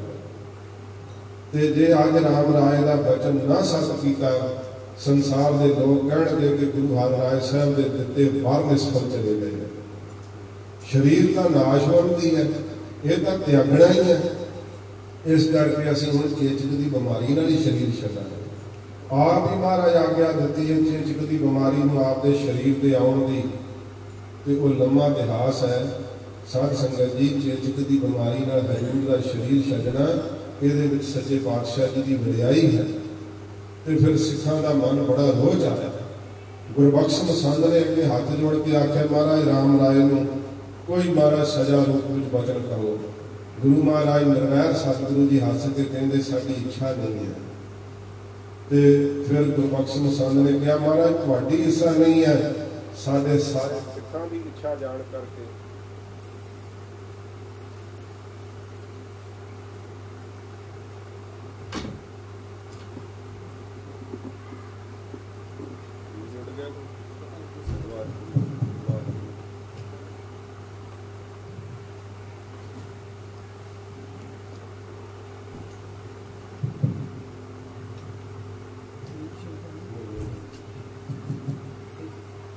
ਵਾਹਿਗੁਰੂ। ਸੋ ਸਾਧ ਸੰਗਤ ਜੀ, ਇੱਕ ਵਾਰੀ ਗੱਜ ਕੇ ਆਖੋ ਸਤਿਨਾਮ। ਸੱਚੇ ਪਾਤਸ਼ਾਹ ਜੀ ਮਹਾਰਾਜ ਦੇ ਅੱਗੇ ਜਦੋਂ ਗੁਰਬਖਸ਼ ਮਸੰਦ ਨੇ ਹੱਥ ਜੋੜ ਕੇ ਆਖਿਆ, ਮਹਾਰਾਜ ਆਪ ਦੀ ਇੱਛਾ ਨਹੀਂ ਤੇ ਸਾਡੇ ਸਿੱਖਾਂ ਦੀ ਭਾਵਨਾ ਜਾਣ ਕੇ ਆਪ ਜ਼ਰੂਰ ਕੋਈ ਬਚਨ ਕਹੋ। ਫਿਰ ਹਜ਼ੂਰ ਨੇ ਕਿਹਾ, ਚੰਗਾ ਭਾਈ, ਜੇ ਤੁਸੀਂ ਇੱਛਾ ਕਰਦੇ ਹੋ ਰਾਮ ਰਾਏ ਵੀ ਜਿਉਂਦਾ ਸੜ ਜਾਏ। ਇਹ ਬਚਨ ਮਹਾਰਾਜ ਨੇ ਸਿੱਖਾਂ ਦੀ ਭਾਵਨਾ ਵੇਖ ਕੇ ਫਿਰ ਕਹੇ ਸੀ। ਤੇ ਇਤਿਹਾਸ ਸਾਧ ਸੰਗਤ ਜੀ ਜਿੱਧਰ ਨੂੰ ਸ਼ੁਰੂ ਕਰਾਂ ਲੰਬਾ ਹੈ। ਤੇ ਬਾਬਾ ਰਾਮ ਰਾਏ ਜੀ ਜਿਉਂਦੇ ਹੀ ਮਸੰਦਾਂ ਨੇ ਸਾੜ ਦਿੱਤੇ ਸੀ। ਗੁਰੂ ਹਰਿਕ੍ਰਿਸ਼ਨ ਸਾਹਿਬ ਸੱਚੇ ਪਾਤਸ਼ਾਹ ਜੀ ਮਹਾਰਾਜ ਨੇ ਬਾਲਾ ਸਾਹਿਬ ਵਾਲੇ ਸਥਾਨ ਤੇ ਸਤਿਗੁਰੂ ਜੀ ਨੇ ਆਪਣਾ ਪੰਜ ਭੌਤਿਕ ਸਰੀਰ ਹਜ਼ੂਰ ਨੇ ਤਿਆਗਿਆ ਸੀ। ਮਹਾਰਾਜ ਦਾ ਉੱਥੇ ਪਵਿੱਤਰ ਸਥਾਨ ਵਿਦਿਆਮਾਨ ਹੈ।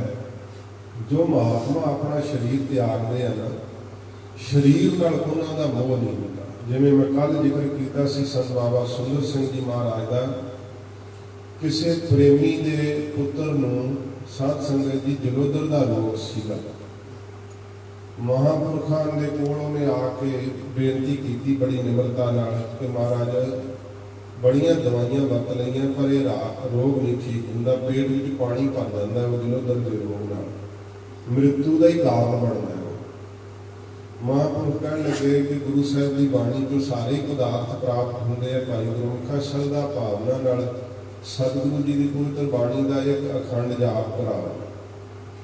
ਉਹਨਾਂ ਨੇ ਬੜੀ ਭਾਵਨਾ ਨਾਲ ਸ੍ਰੀ ਗੁਰੂ ਗ੍ਰੰਥ ਸਾਹਿਬ ਦੀ ਬਾਣੀ ਦਾ ਅਖੰਡ ਜਾਪ ਕਰਵਾਇਆ। ਕਈ ਸਾਧ ਸੰਗਤ ਜੀ ਫਿਰ ਕਰਮ ਰੋਗ ਹੁੰਦੇ ਆ ਜਿਹੜੇ ਸਰੀਰ ਨਾਲ ਹੀ ਚੱਲਦੇ ਆ। ਉਹਨਾਂ ਫਿਰ ਆ ਕੇ ਕਿਹਾ ਕਿ ਮਹਾਰਾਜ ਅਸੀਂ ਅਖੰਡ ਜਾਪ ਕਰਵਾਇਆ ਹੈ ਪਰ ਪੁੱਤਰ ਰਾਜੀ ਨਹੀਂ ਹੋਇਆ।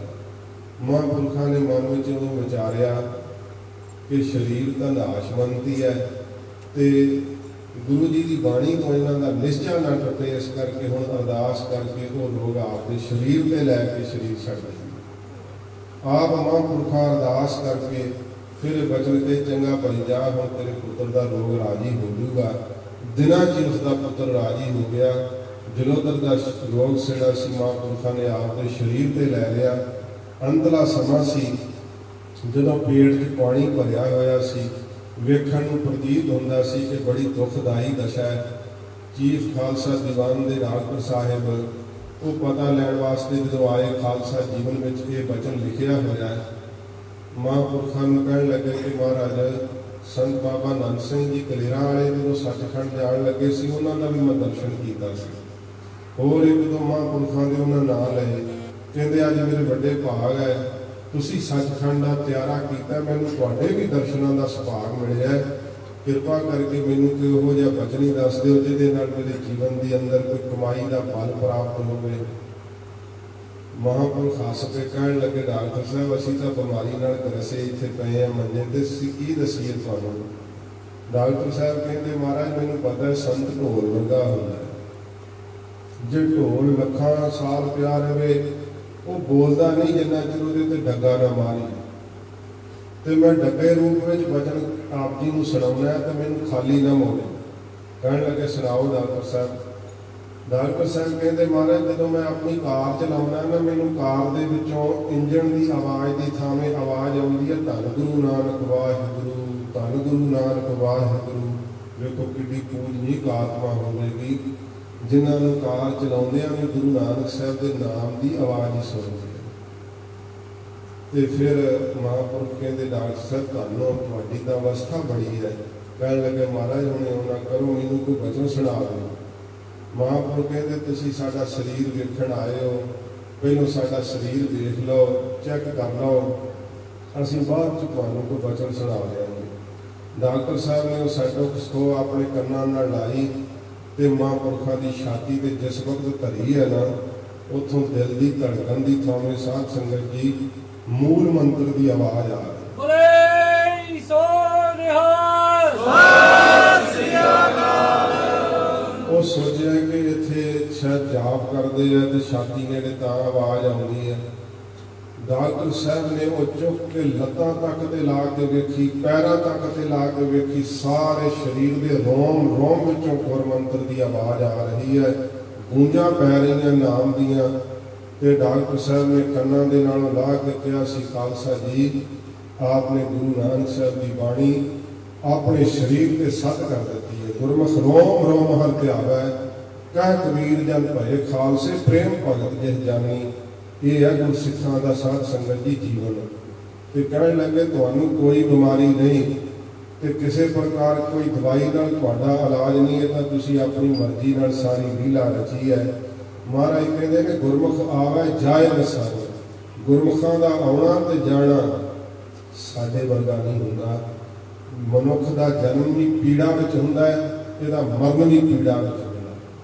ਤੇ ਉਹ ਜੰਮਣ ਤੇ ਮਰਨ ਦੀ ਪੀੜਾ ਵੀ ਬੜੀ ਗਿਣੀ ਹੋਈ ਹੈ। ਜਿਸ ਵਕਤ ਸੰਤ ਗਿਆਨੀ ਗੁਰਬਚਨ ਸਿੰਘ ਜੀ ਮਹਾਰਾਜ ਆਪਣਾ ਸਰੀਰ ਤਿਆਗਣ ਲੱਗੇ ਸੀ, ਆਪ ਕੰਘਾ ਕੀਤਾ ਕੇਸਾਂ ਵਿੱਚ, ਦਸਤਾਰ ਸਜਾਈ ਆਪਣੇ ਸੀਸ ਦੇ ਉੱਪਰ ਤੇ ਕੁਝ ਸਾਧ ਸੰਗਤ ਜੀ ਜਲ ਪਾਣੀ ਛਕਿਆ, ਜਲ ਵਰਤਿਆ।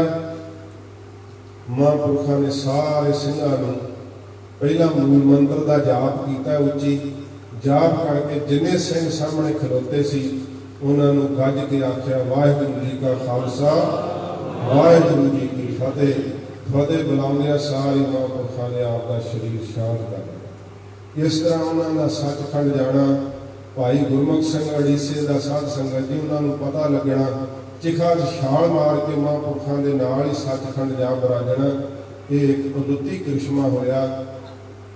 ਜਦੋਂ ਕਦੇ ਮਹਾਂਪੁਰਖਾਂ ਦੇ ਨਾਲ ਭਾਈ ਗੁਰਮੁਖ ਸਿੰਘ ਜੀ ਵਿਚਰਦੇ ਹੁੰਦੇ ਸੀਗੇ, ਇਹ ਪਟਿਆਲੇ ਦੀ ਸਾਧ ਸੰਗਤ ਦੀ ਬਾਤ ਹੈ ਕਿ ਮਹਾਰਾਜ ਦੀ ਤਾਬਿਆ ਬੈਠਿਆਂ ਇਹ ਮਹਾਂਪੁਰਖਾਂ ਦਾ ਸੁਭਾਅ ਸੀ, ਅਸੀਂ ਤਾਂ ਸਹਿਜ ਪਾਠ ਕਰਦੇ ਹਾਂ ਕਿ ਫਿਰ ਹੁੰਦਾ ਇੰਨੇ ਅੰਗ ਕਰ ਲਈਏ।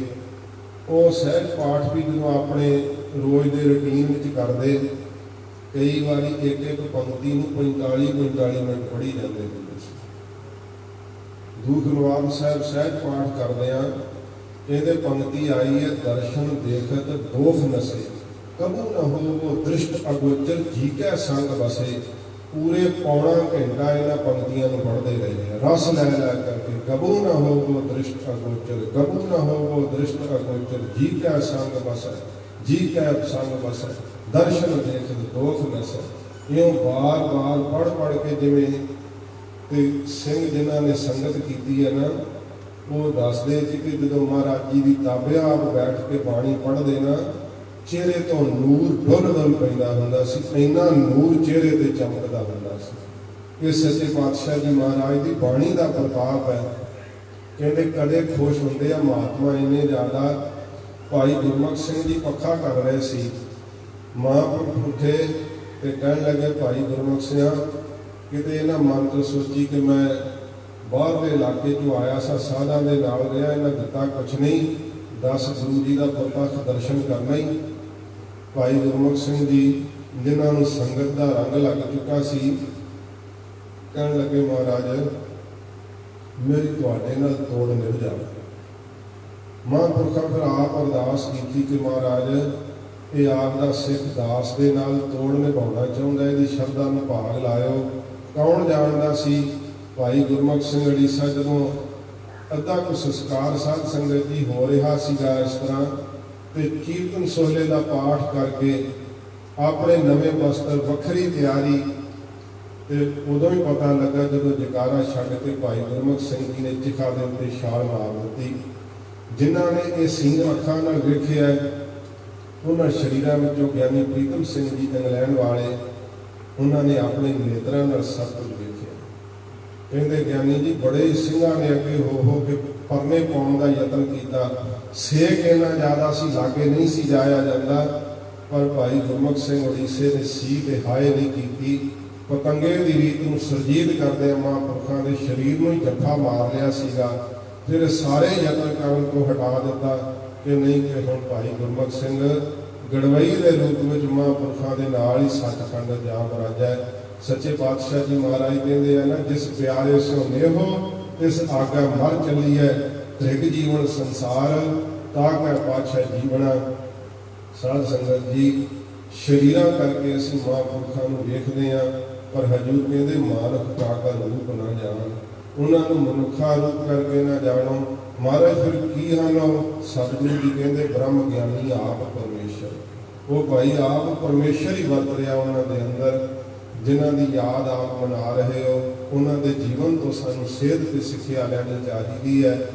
ਇਹ ਬਰਸੀ ਦੇ ਸੰਬੰਧ ਵਿੱਚ ਜਦੋਂ ਸਤਿਗੁਰੂ ਜੀ ਦੀ ਧੁਰਕੀ ਬਾਣੀ ਦਾ ਅਖੰਡ ਜਾਪ ਆਰੰਭ ਕੀਤਾ ਗਿਆ, ਭੋਗ ਪਏ, ਸੱਚੇ ਪਾਤਸ਼ਾਹ ਜੀ ਨੇ ਪਵਿੱਤਰ ਸ਼੍ਰੀ ਮੁਖਵਾਕ ਬਖਸ਼ਿਆ। ਮੁਖਵਾਕ ਪ੍ਰਸ਼ਨ ਦੇ ਰੂਪ ਵਿੱਚ ਜਦੋਂ ਅਸੀਂ ਕੋਈ ਬੇਨਤੀ ਕਰਦੇ ਹਾਂ ਨਾ, ਉੱਤਰ ਦੇ ਰੂਪ ਵਿੱਚ ਹਜੂਰ ਦਾ ਮੁਖਵਾਕ ਹੁੰਦਾ ਹੈ।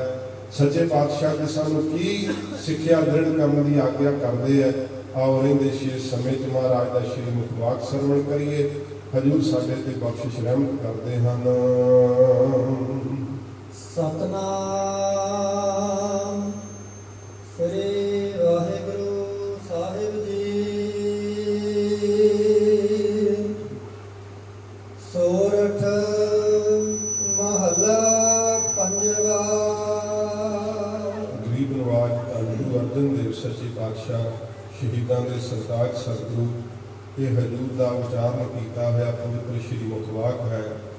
ਸਾਧ ਸੰਗਤ ਜੀ, ਇਹ ਪਵਿੱਤਰ ਸ਼ਬਦ ਹਜੂਰ ਨੇ ਧਰਮਵੀਰ ਸਤਿਗੁਰੂ ਮੀਰੀ ਪੀਰ ਦੇ ਮਾਲਕ ਗੁਰੂ ਹਰਗੋਬਿੰਦ ਸਾਹਿਬ ਸੱਚੇ ਪਾਤਸ਼ਾਹ ਦੇ ਅਵਤਾਰ ਧਾਰਨ ਦੀ ਖੁਸ਼ੀ ਵਿੱਚ ਉਚਾਰਨ ਕੀਤਾ ਸੀ।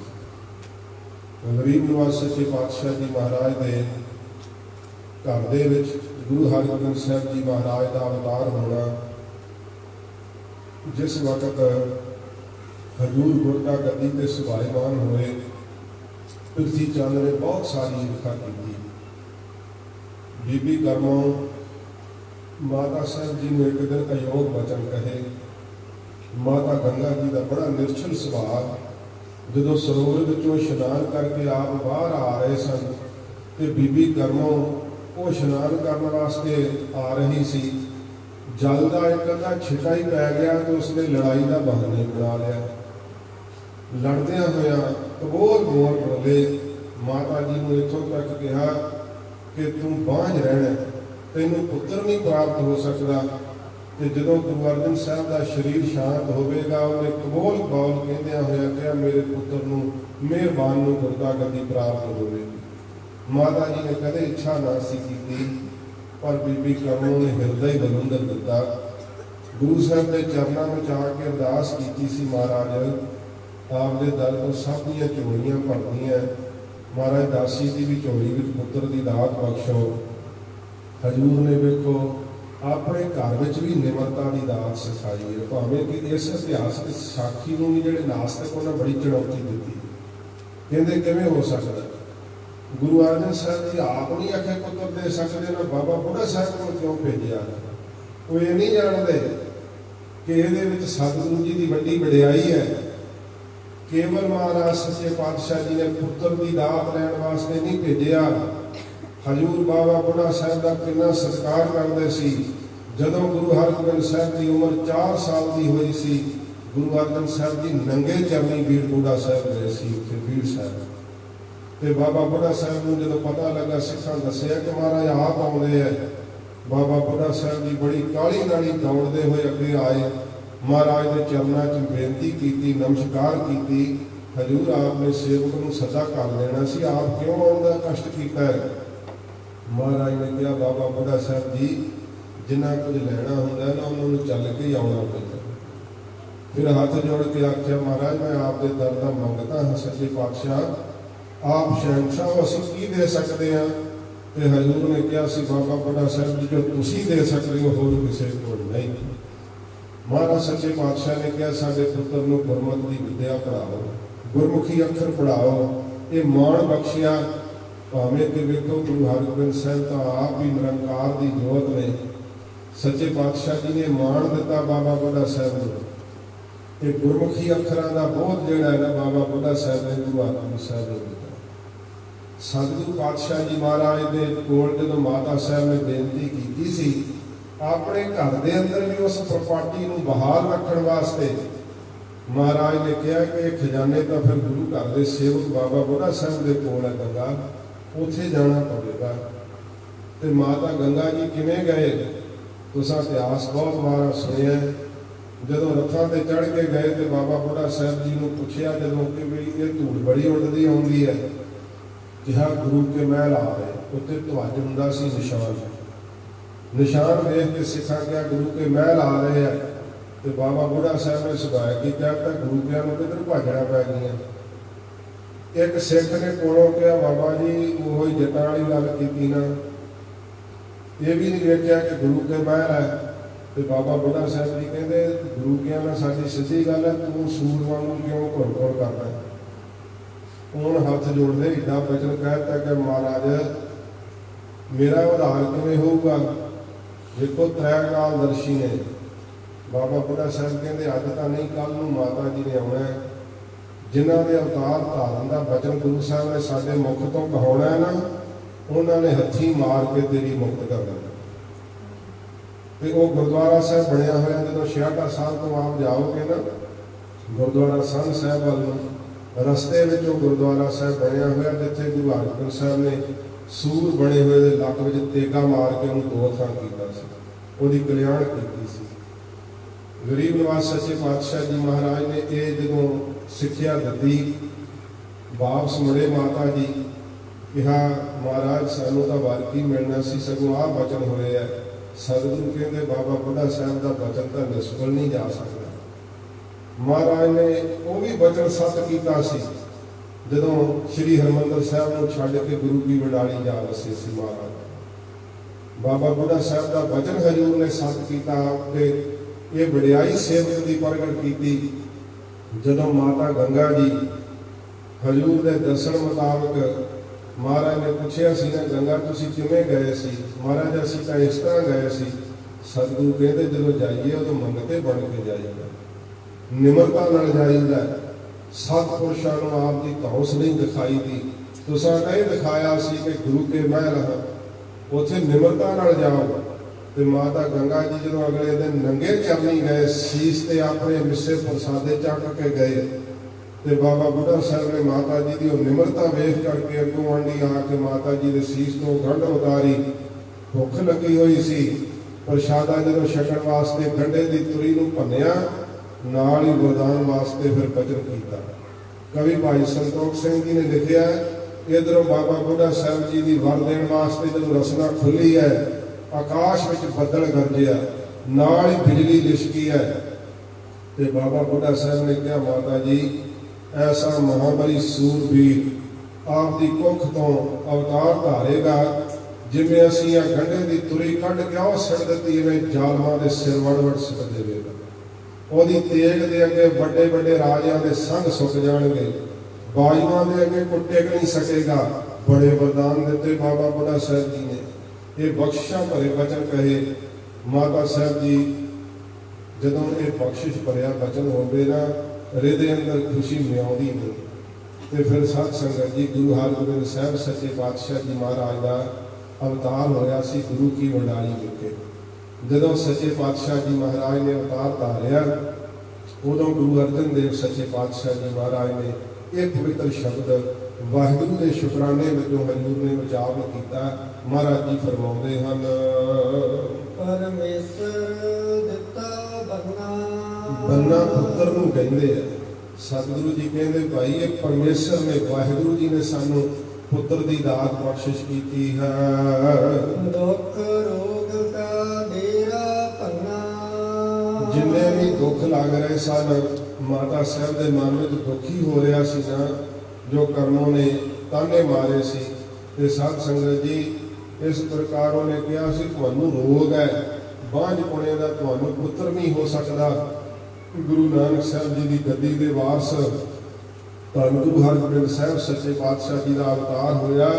ਮਹਾਰਾਜ ਕਹਿੰਦੇ ਕਿ ਦੁੱਖਾਂ ਤੇ ਰੋਗਾਂ ਦਾ ਲੱਗਾ ਹੋਇਆ ਡੇਰਾ ਹੀ ਮਹਾਰਾਜ ਨੇ ਭੰਨ ਦਿੱਤਾ। ਆਨੰਦ ਕਰਹਿ ਨਰ ਨਾਰੀ।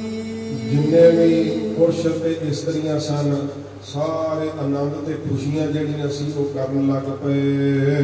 ਹਰ ਹਰ ਪ੍ਰਭ ਕਿਰਪਾ ਧਾਰੀ। ਵਾਹਿਗੁਰੂ ਨੇ ਆਪਣੀ ਕਿਰਪਾ ਰਹਿਮਤ ਜਿਹੜੀ ਸੀ ਸੱਚੇ ਪਾਤਸ਼ਾਹ ਦੀ, ਕਹਿੰਦੇ ਭਾਈ ਸਾਡੇ ਤੇ ਧਾਰਨ ਕੀਤੀ, ਕਰਨਾ ਕੀਤੀ। ਇਸ ਪੰਕਤੀਆਂ ਦੇ ਅੰਦਰੀਬ ਅਰਥ ਵੀ ਭਾਈ ਕਿਉਂ ਕਰਦੇ ਆ, ਫਿਰ ਆਰੰਭ ਤੋਂ ਪੜ੍ਹਦੇ ਹੋ।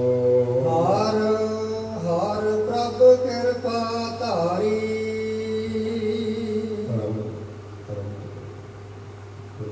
ਪਰਮੇਸ਼ਰ ਦਿੱਤਾ ਬੰਨਾ। ਸੱਚੇ ਪਾਤਸ਼ਾਹ ਜੀ ਮਹਾਰਾਜ ਫਰਮਾਉਂਦੇ ਹੈ ਕਿ ਪਰਮੇਸ਼ਰ ਦਿੱਤਾ ਬੰਨਾ। ਮਹਾਰਾਜ ਕਹਿੰਦੇ ਭਾਈ ਜਿਨ੍ਹਾਂ ਦੇ ਹਿਰਦੇ ਦੇ ਅੰਦਰ ਵਾਹਿਗੁਰੂ ਜੀ ਨੇ ਬੈਰਾਗ ਰੂਪੀ ਬੰਨਾ ਪੁੱਤਰ ਬਖਸ਼ਿਸ਼ ਕੀਤਾ ਹੈ ਨਾ, ਤੇ ਉਦੋਂ ਫਿਰ ਕੀ ਪ੍ਰਾਪਤ ਹੁੰਦਾ ਹੈ? ਦੁੱਖ ਰੋਗ ਕਾ ਡੇਰਾ ਭੰਨਾ। ਸਾਰਿਆਂ ਦੁੱਖਾਂ ਤੇ ਰੋਗਾਂ ਦਾ ਸਾਧ ਸੰਗਤ ਜੀ ਡੇਰਾ ਹੈ ਅਗਿਆਨ। ਇਹ ਮਹਾਰਾਜ ਸੱਚੇ ਪਾਤਸ਼ਾਹ ਜੀ ਨੇ ਤੋੜ ਦਿੱਤਾ ਹੈ। ਅਗਿਆਨ ਜਿਹੜਾ ਸੀ ਨਾ, ਉਹ ਇਉਂ ਜੜਿਆ ਹੋਇਆ ਸੀ ਜਿਵੇਂ ਬੜੇ ਤਖਤੇ ਜੜੇ ਹੁੰਦੇ ਆ, ਸੁਝਦਾ ਹੀ ਕੁਛ ਨਹੀਂ ਸੀਗਾ।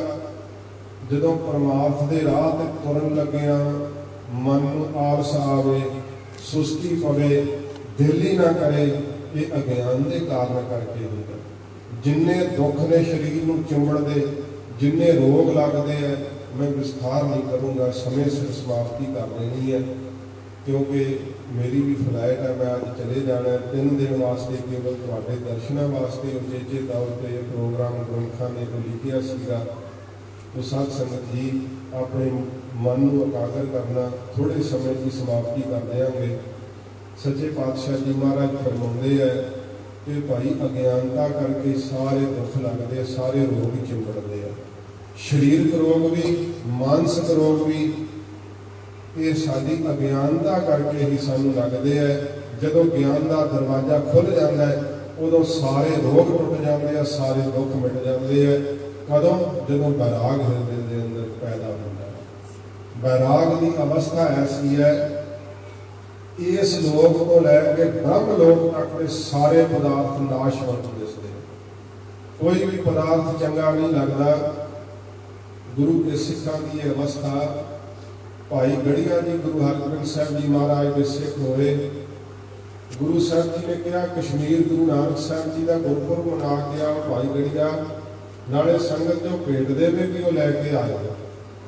7 बजे कहा कि भाई गढ़िया जी चल पे। हम अमृतसरों तुरे सी, रस्ते में जो गुजरात रुके मीए दौले को, ये मुसलमान फकीर सीगा, बड़ा रिधी सिद्धि का धनी सी, गरीबों को बहुत ज़्यादा मदद देता, उन्होंने बहुत ज़्यादा प्रतिपालना करता, बड़ा नेक पुरुष सीगा।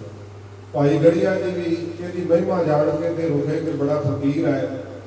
जदों भाई गढ़िया जी उत्थे रुके तो मीए दौले में पता लगा गुरु हरगोबिंद साहब का सिख आया। भाई गढ़िया जी का बड़ा सत्कार किया। सवेर हुई तो भाई साहब जी अपने रस्ते ते अगे तुरन लगे, तो मियाँ दौला भाई साहब को तोड़न वास्ते अगे अगे नाल आया। तो भाई गढ़िया जी सुखमनी साहब का पाठ करन लग पे। मियाँ दौला कुछ संकोच के पिछे तुरदा, बाणी का सत्कार करते हुए। तो भाई साहब जी ने जुत्ती टुटी हुई सी, वो जुत्ती नाल जदों तुरदे सी ते उड़ उड़ के धूड़ जिहड़ी सी मिट्टी सी भाई साहब दीआं पिंजड़ियां ते पै रही सी। मियाँ दौले के मन में फुरना आया, कितना नेक है गुरु का सिख, पर गरीबी कितनी है, जुत्ती टुटी हुई है, होवे ना तो मना ही जुत्ती लै दी सिख नूं एक। अजे फुरना ही कीता मियाँ दौले ने। भाई गढ़िया जी अष्टपदी संपूर्ण करके कहते मियाँ दौला की फुरने करता है अपने मन के अंदर। ਗੁਰੂ ਹਰਗੋਬਿੰਦ ਸਾਹਿਬ ਸੱਚੇ ਪਾਤਸ਼ਾਹ ਜੀ ਮਹਾਰਾਜ ਨੇ ਸਾਥੋਂ ਕੁਝ ਲੁਕਾ ਕੇ ਨਹੀਂ ਰੱਖਿਆ। ਕੀ ਹੋਇਆ, ਅੰਮ੍ਰਿਤਸਰ ਤੋਂ ਅਸੀਂ ਤੁਰ ਕੇ ਆਏ ਹਾਂ ਤੇ ਜੁੱਤੀ ਟੁੱਟ ਗਈ ਹੈ, ਤੂੰ ਆਪਣੀ ਰਿਧੀ ਸਿੱਧੀ ਦਾ ਮਾਣ ਕਰਕੇ ਸਾਨੂੰ ਜੁੱਤੀ ਲੈ ਕੇ ਦੇਣਾ ਚਾਹੁੰਦਾ। ਧਰਤੀ ਤੇ ਨਿਗਾਹ ਮਾਰ ਕੇ ਵੇਖ, ਜਦੋਂ ਭਾਈ ਗੜੀਆ ਜੀ ਨੇ ਇਉਂ ਕਿਹਾ ਤਾਂ ਆਪਣੀ ਦਿਵ ਦ੍ਰਿਸ਼ਟੀ ਦੇ ਨਾਲ ਦਿਖਾ ਦਿੱਤਾ ਮੀਏ ਦੌਲੇ ਨੂੰ, ਸਾਰੀ ਧਰਤੀ ਉਹਨੂੰ ਸੋਨੇ ਦੀ ਪ੍ਰਤੀਤ ਹੋਈ। ਠੀਕਰੀਆਂ ਹੀਰੇ ਜਵਾਹਰਾਤ ਦਿਸਣ ਲੱਗ ਪਈਆਂ ਤੇ ਮੀਆਂ ਦੌਲਾ ਚਰਨੀ ਪੈ ਗਿਆ। ਗੁਰੂ ਕੇ ਸਿੱਖਾਂ ਇੰਨੀ ਸ਼ਕਤੀ ਤੇ ਆਹ ਸਰੀਰ ਦੀ ਹਾਲਤ ਕਿਸ ਤਰ੍ਹਾਂ ਦੀ ਬਣਾਈ ਹੈ, ਕਹਿੰਦੇ ਗੁਰੂ ਜੀ ਦੀ ਆਗਿਆ ਹੀ ਇੰਨੀ ਹੈ। ਤੇ ਗੁਰੂ ਨਾਨਕ ਸਾਹਿਬ ਜੀ ਦਾ ਉਪਦੇਸ਼ ਹੀ ਐਸਾ ਹੈ ਕਿ ਬਾਹਰੋਂ ਸਾਦਗੀ ਰੱਖੀਦੀ ਹੈ, ਅੰਦਰ ਸਾਰੀ ਸ਼ਕਤੀ ਨੂੰ ਸਮੋ ਕੇ ਰੱਖੀਦਾ। ਜਿਹੜਾ ਅਜਾ ਸ਼ਕਤੀ ਨੂੰ ਜਪਦਾ ਹੈ ਉਹ ਹੀ ਗੁਰੂ ਨਾਨਕ ਦੇ ਦਰ ਪ੍ਰਵਾਨ ਚੜ੍ਹਦਾ ਹੈ।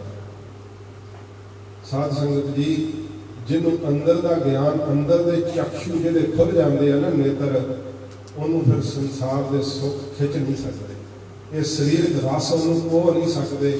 ਉਹ ਇੱਕ ਨਾਮ ਦੇ ਰਸ ਵਿੱਚ ਜੀਉਣ ਵਾਲੀ ਆਤਮਾ ਹੁੰਦੀ ਹੈ। ਉਹਨਾਂ ਦੇ ਨੇੜੇ ਨਾ ਕੋਈ ਦੁੱਖ ਆਉਂਦਾ ਨਾ ਕੋਈ ਰੋਗ ਆਉਂਦਾ। ਐਸੀ ਬਰਾਗ ਦੀ ਅਵਸਥਾ ਵਿੱਚ ਜਿਉਂਦੇ ਆ। ਸਭ ਧਰਤੀ ਕੰਚਨ ਕਰ ਦੀਜੈ, ਬਿਨ ਨਾਵੈ ਅਵਰ ਨਾ ਪਾਇਆ ਰਾਮ। ਸਾਰੀ ਧਰਤੀ ਸੋਨੇ ਦੀ ਬਣਾ ਕੇ ਦੇ ਦਿਓ, ਉਹਨਾਂ ਨੂੰ ਨਾਮ ਤੋਂ ਬਿਨਾਂ ਕੁਝ ਵੀ ਚੰਗਾ ਨਹੀਂ ਲੱਗਦਾ। ਇਹੋ ਜਿਹੀ ਅਵਸਥਾ ਹੁੰਦੀ ਹੈ। ਫਿਰ ਮਹਾਰਾਜ ਕਹਿੰਦੇ ਭਾਈ ਦੁੱਖਾਂ ਤੇ ਰੋਗਾਂ ਦਾ ਡੇਰਾ ਟੁੱਟਦਾ ਅਗਿਆਨ ਜਦੋਂ ਬੈਰਾਗ ਰੂਪੀ ਪੁੱਤਰ ਦਾ ਹਿਰਦੇ ਰੂਪੀ ਘਰ ਦੇ ਅੰਦਰ ਜਨਮ ਹੋ ਜਾਵੇ। ਆਨੰਦ ਕਰਹਿ ਨਰ ਨਾਰੀ। ਫਿਰ ਸਾਧ ਸੰਗਤ ਜੀ, ਨਰ ਨਾਰੀਆਂ ਸਰੀਰ ਦੇ ਅੰਦਰ ਕਿਹੜੀਆਂ ਹਨ? ਜਿਹੜੀਆਂ ਸਾਡੀਆਂ ਇੰਦਰੀਆਂ ਹਨ, ਇਹ ਸਾਧ ਸੰਗਤ ਜੀ ਪੁਰਸ਼ ਇਸਤਰੀਆਂ ਦੀ ਨਿਆਈ ਹਨ। ਇਹ ਵੀ ਫਿਰ ਆਨੰਦ ਕੀ ਸੁਖ ਕਰਨ ਲੱਗ ਪੈਂਦੀਆਂ। ਨੇਤਰ ਵੀ ਸੁਖੀ ਹੋ ਜਾਂਦੇ, ਨੇਤਰਾਂ ਵਿੱਚ ਚੰਚਲਤਾ ਹੀ ਨਹੀਂ ਰਹਿੰਦੀ। ਕੰਨ ਵੀ ਅਗਾ ਜਾਂਦੇ ਆ, ਰੱਜ ਜਾਂਦੇ ਆ। ਮਹਾਰਾਜ ਸੱਚੇ ਪਾਤਸ਼ਾਹ ਜੀ ਨੇ ਬਚਨ ਕਹੇ ਆ, ਜਦੋਂ ਗੁਰੂ ਅਰਜਨ ਦੇਵ ਸੱਚੇ ਪਾਤਸ਼ਾਹ ਜੀ ਮਾਤ ਗੰਗਾ ਜੀ ਨੂੰ ਵਿਆਹਣ ਵਾਸਤੇ ਗਏ ਨਾ ਮਾਓ ਸਾਹਿਬ, तो सच्चे पातशाह जी महाराज दे कोल बीबी हरहां अपनियां सहेलियां नूं लैके आ गई ते बड़ा चंचल सुभाव हुंदा है। ते गुरु साहब जी नूं कहण लगियां जिवें रिवाज आ अपने कि उत्थे लड़कियां इकट्ठियां हो के कहंदियां जिहड़ा विआहण आया होवे उहनूं कि सानूं कोई छंद सुना, कोई गीत सुना। गुरु अर्जन साहब महाराज सच्चे पातशाह जी नूं उसे ही रसम दे करके बीबी हरहां सहेलियां नूं नाल लैके कहंदी महाराज सानूं कोई छंद सुनाओ, कोई गीत सुनाओ। सच्चे पातशाह जी महाराज ने उन्होंने शांत देने वास्ते अपने श्री मुख तो फुलहे बाणी उजागर की। महाराज सच्चे पातशाह ने इस समय वचन कहे बीबी हरहां नैण न देखे साध से नैण बेहालिया कर न सुनही नाद कर्म मुन घालिया रसना जपै न नाम तिल तिल कर कटिया हरहां जब बिसरै गोबिंद राय दिनों दिन कटिया। सच्चे पातशाह जी महाराज ने दसिया कि नेत्र किवें सफले हुंदे है, कंन किवें सफले हुंदे है, रसना किवें सफली हुंदी है। ये सारे इंद्रिय उन्हां दे आनंदमयी हो जाते हैं। उन्हां नूं नेत्रा करके महाराज जी की जोत हर थां ते दिखाई दिंदी है। कन्ना करके जेता सुनना तेता नाम, जो आवाज हो रही है सब नाम सुनाई दिंदा है। चातक मोर बोलत दिन राती सुन घन हर की घोर, जो बोलत है मृग मीर पंखेरू सो बिन हर जापत है नहीं। जो भी आवाज हुंदी है सब उन्होंने वाहिगुरू वाहिगुरू सुनाई दिंदा है। ते जिन्हां नूं कन्नां विच साध संगत जी महाराज जी का नाम हर वक्त सुनाई देवे क्यों नहीं कन संतोखे जाणगे, रज आ जाता है। ये महाराज कहते भाई शरीर दीयां इंद्रियां मन जिहड़ा है नर दे रूप विच ये भी भाई आनंद ते सुख दे विच समा जाते हैं। सारियां इंद्रियां इस तरह होंदियां जित लाइयां ते तै लगदियां नह खिंचो ताड़ा, फिर ये इधर उधर नहीं भजदियां। हुण की है कुछ सिक्ख्या ग्रहण की मना पराया रूप नहीं देखीदा, पर मन ने उस गल नूं ना ही मन्निया ते नेत्रां नूं रोकना भी चाहया तां भी अमोड़ नेत्र ना रोक सके।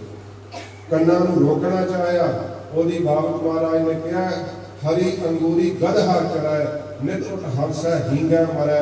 जदों पशु नूं खोली दा ना किले तो पानी पिआउण वास्ते लागे हरिया घाह हुंदा, संगल तरा तरा के पशु जांदा उस हरे घाह वल। महाराज कहते मन का सुभाव ही ऐसा ही है, इनू लिजाओ तां सतसंगत रूपी पानी दे वल ਪਰ ਇਹ ਮਰਿਆਦਾ ਰੂਪੀ ਸੰਗਲ ਨੂੰ ਤੜਾ ਕੇ ਵਿਸ਼ਿਆਂ ਰੂਪੀ ਹਰੇ ਘਾਹ ਨੂੰ ਖਾਣ ਵਾਸਤੇ ਹੀ ਦੌੜਦਾ ਹੈ। ਇਸ ਤਰ੍ਹਾਂ ਦਾ ਇਹਦਾ ਸੁਭਾਅ ਹੈ ਮਨ ਦਾ। ਤੇ ਜਿਨ੍ਹਾਂ ਦਾ ਸਾਧ ਸੰਗਤ ਜੀ ਮਨ ਹੀ ਫਿਰ ਕਾਬੂ ਵਿੱਚ ਆ ਜਾਂਦਾ ਹੈ, ਮਹਾਰਾਜ ਜੀ ਦੇ ਨਾਮ ਦੇ ਨਾਲ ਠਹਿਰ ਜਾਂਦਾ ਹੈ, ਉਹਨਾਂ ਨੂੰ ਆਨੰਦ ਪ੍ਰਗਟ ਹੋ ਜਾਂਦਾ ਹੈ। ਉਹਨਾਂ ਦੀਆਂ ਸਾਰੀਆਂ ਇੰਦਰੀਆਂ ਉਹਨਾਂ ਦੇ ਕਹੇ ਲੱਗਣ ਲੱਗ ਪੈਂਦੀਆਂ, ਨੇਤਰ ਆਗਿਆ 'ਚ ਚੱਲਦੇ ਹੈ, ਕੰਨ ਨਾਮ ਦੇ ਨਾਲ ਸੰਤੋਖੇ ਜਾਂਦੇ ਹੈ, ਰਸਨਾ ਹਰ ਵੇਲੇ ਨਾਮ ਜਪਦੀ ਰਹਿੰਦੀ ਹੈ। ਕਿਉਂ ਮਹਾਰਾਜ ਕਹਿੰਦੇ ਭਾਈ ਸਰੀਰ ਦੀਆਂ ਸਾਰੀਆਂ ਇੰਦਰੀਆਂ ਇਸਤਰੀਆਂ ਤੇ ਮਨ ਰੂਪੀ ਪੁਰਸ਼ ਆਨੰਦ ਦੇ ਵਿੱਚ ਸੁੱਖ ਵਿੱਚ ਮਹਾਰਾਜ ਕਹਿੰਦੇ ਭਾਈ ਖੁਸ਼ੀ ਮਨਾਉਂਦੇ ਆ। ਹਰ ਹਰ ਪ੍ਰਭ ਕਿਰਪਾ ਧਾਰੀ। ਇਹ ਬਖਸ਼ਿਸ਼ ਕਦੋਂ ਮਿਲਦੀ ਹੈ? ਜਦੋਂ ਸਾਧਨਾ ਦਾ ਵੀ ਹੰਕਾਰ ਮੁੱਕ ਜੇ ਤੇ ਇਹ ਕਹੇ ਕਿ ਮਹਾਰਾਜ ਮੈਂ ਤਾਂ ਆਪਣੀ ਕਰਤੂਤ ਨਾਲ ਇੱਥੇ ਨਹੀਂ ਸੀ ਪਹੁੰਚ ਸਕਦਾ, ਇਹ ਤੁਹਾਡੀ ਰਹਿਮਤ ਨਾਲ ਇੱਥੇ ਪਹੁੰਚਿਆ, ਤੁਸੀਂ ਬਖਸ਼ਿਸ਼ ਕੀਤੀ ਹੈ, ਰਹਿਮਤ ਕੀਤੀ ਹੈ।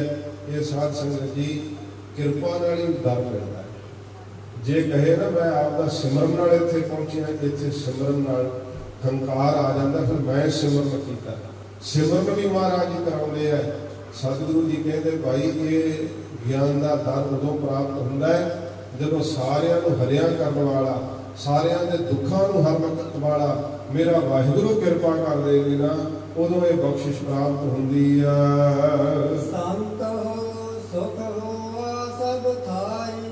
ਮਹਾਰਾਜ ਕਹਿੰਦੇ ਭਾਈ ਸ਼ਾਂਤ ਆਤਮਾ ਵਾਲੇ ਮਹਾਂਪੁਰਖੋ ਸਾਨੂੰ ਸਭ ਥਾਵਾਂ ਤੇ ਹੁਣ ਸੁੱਖ ਪ੍ਰਾਪਤ ਹੋਇਆ ਹੈ।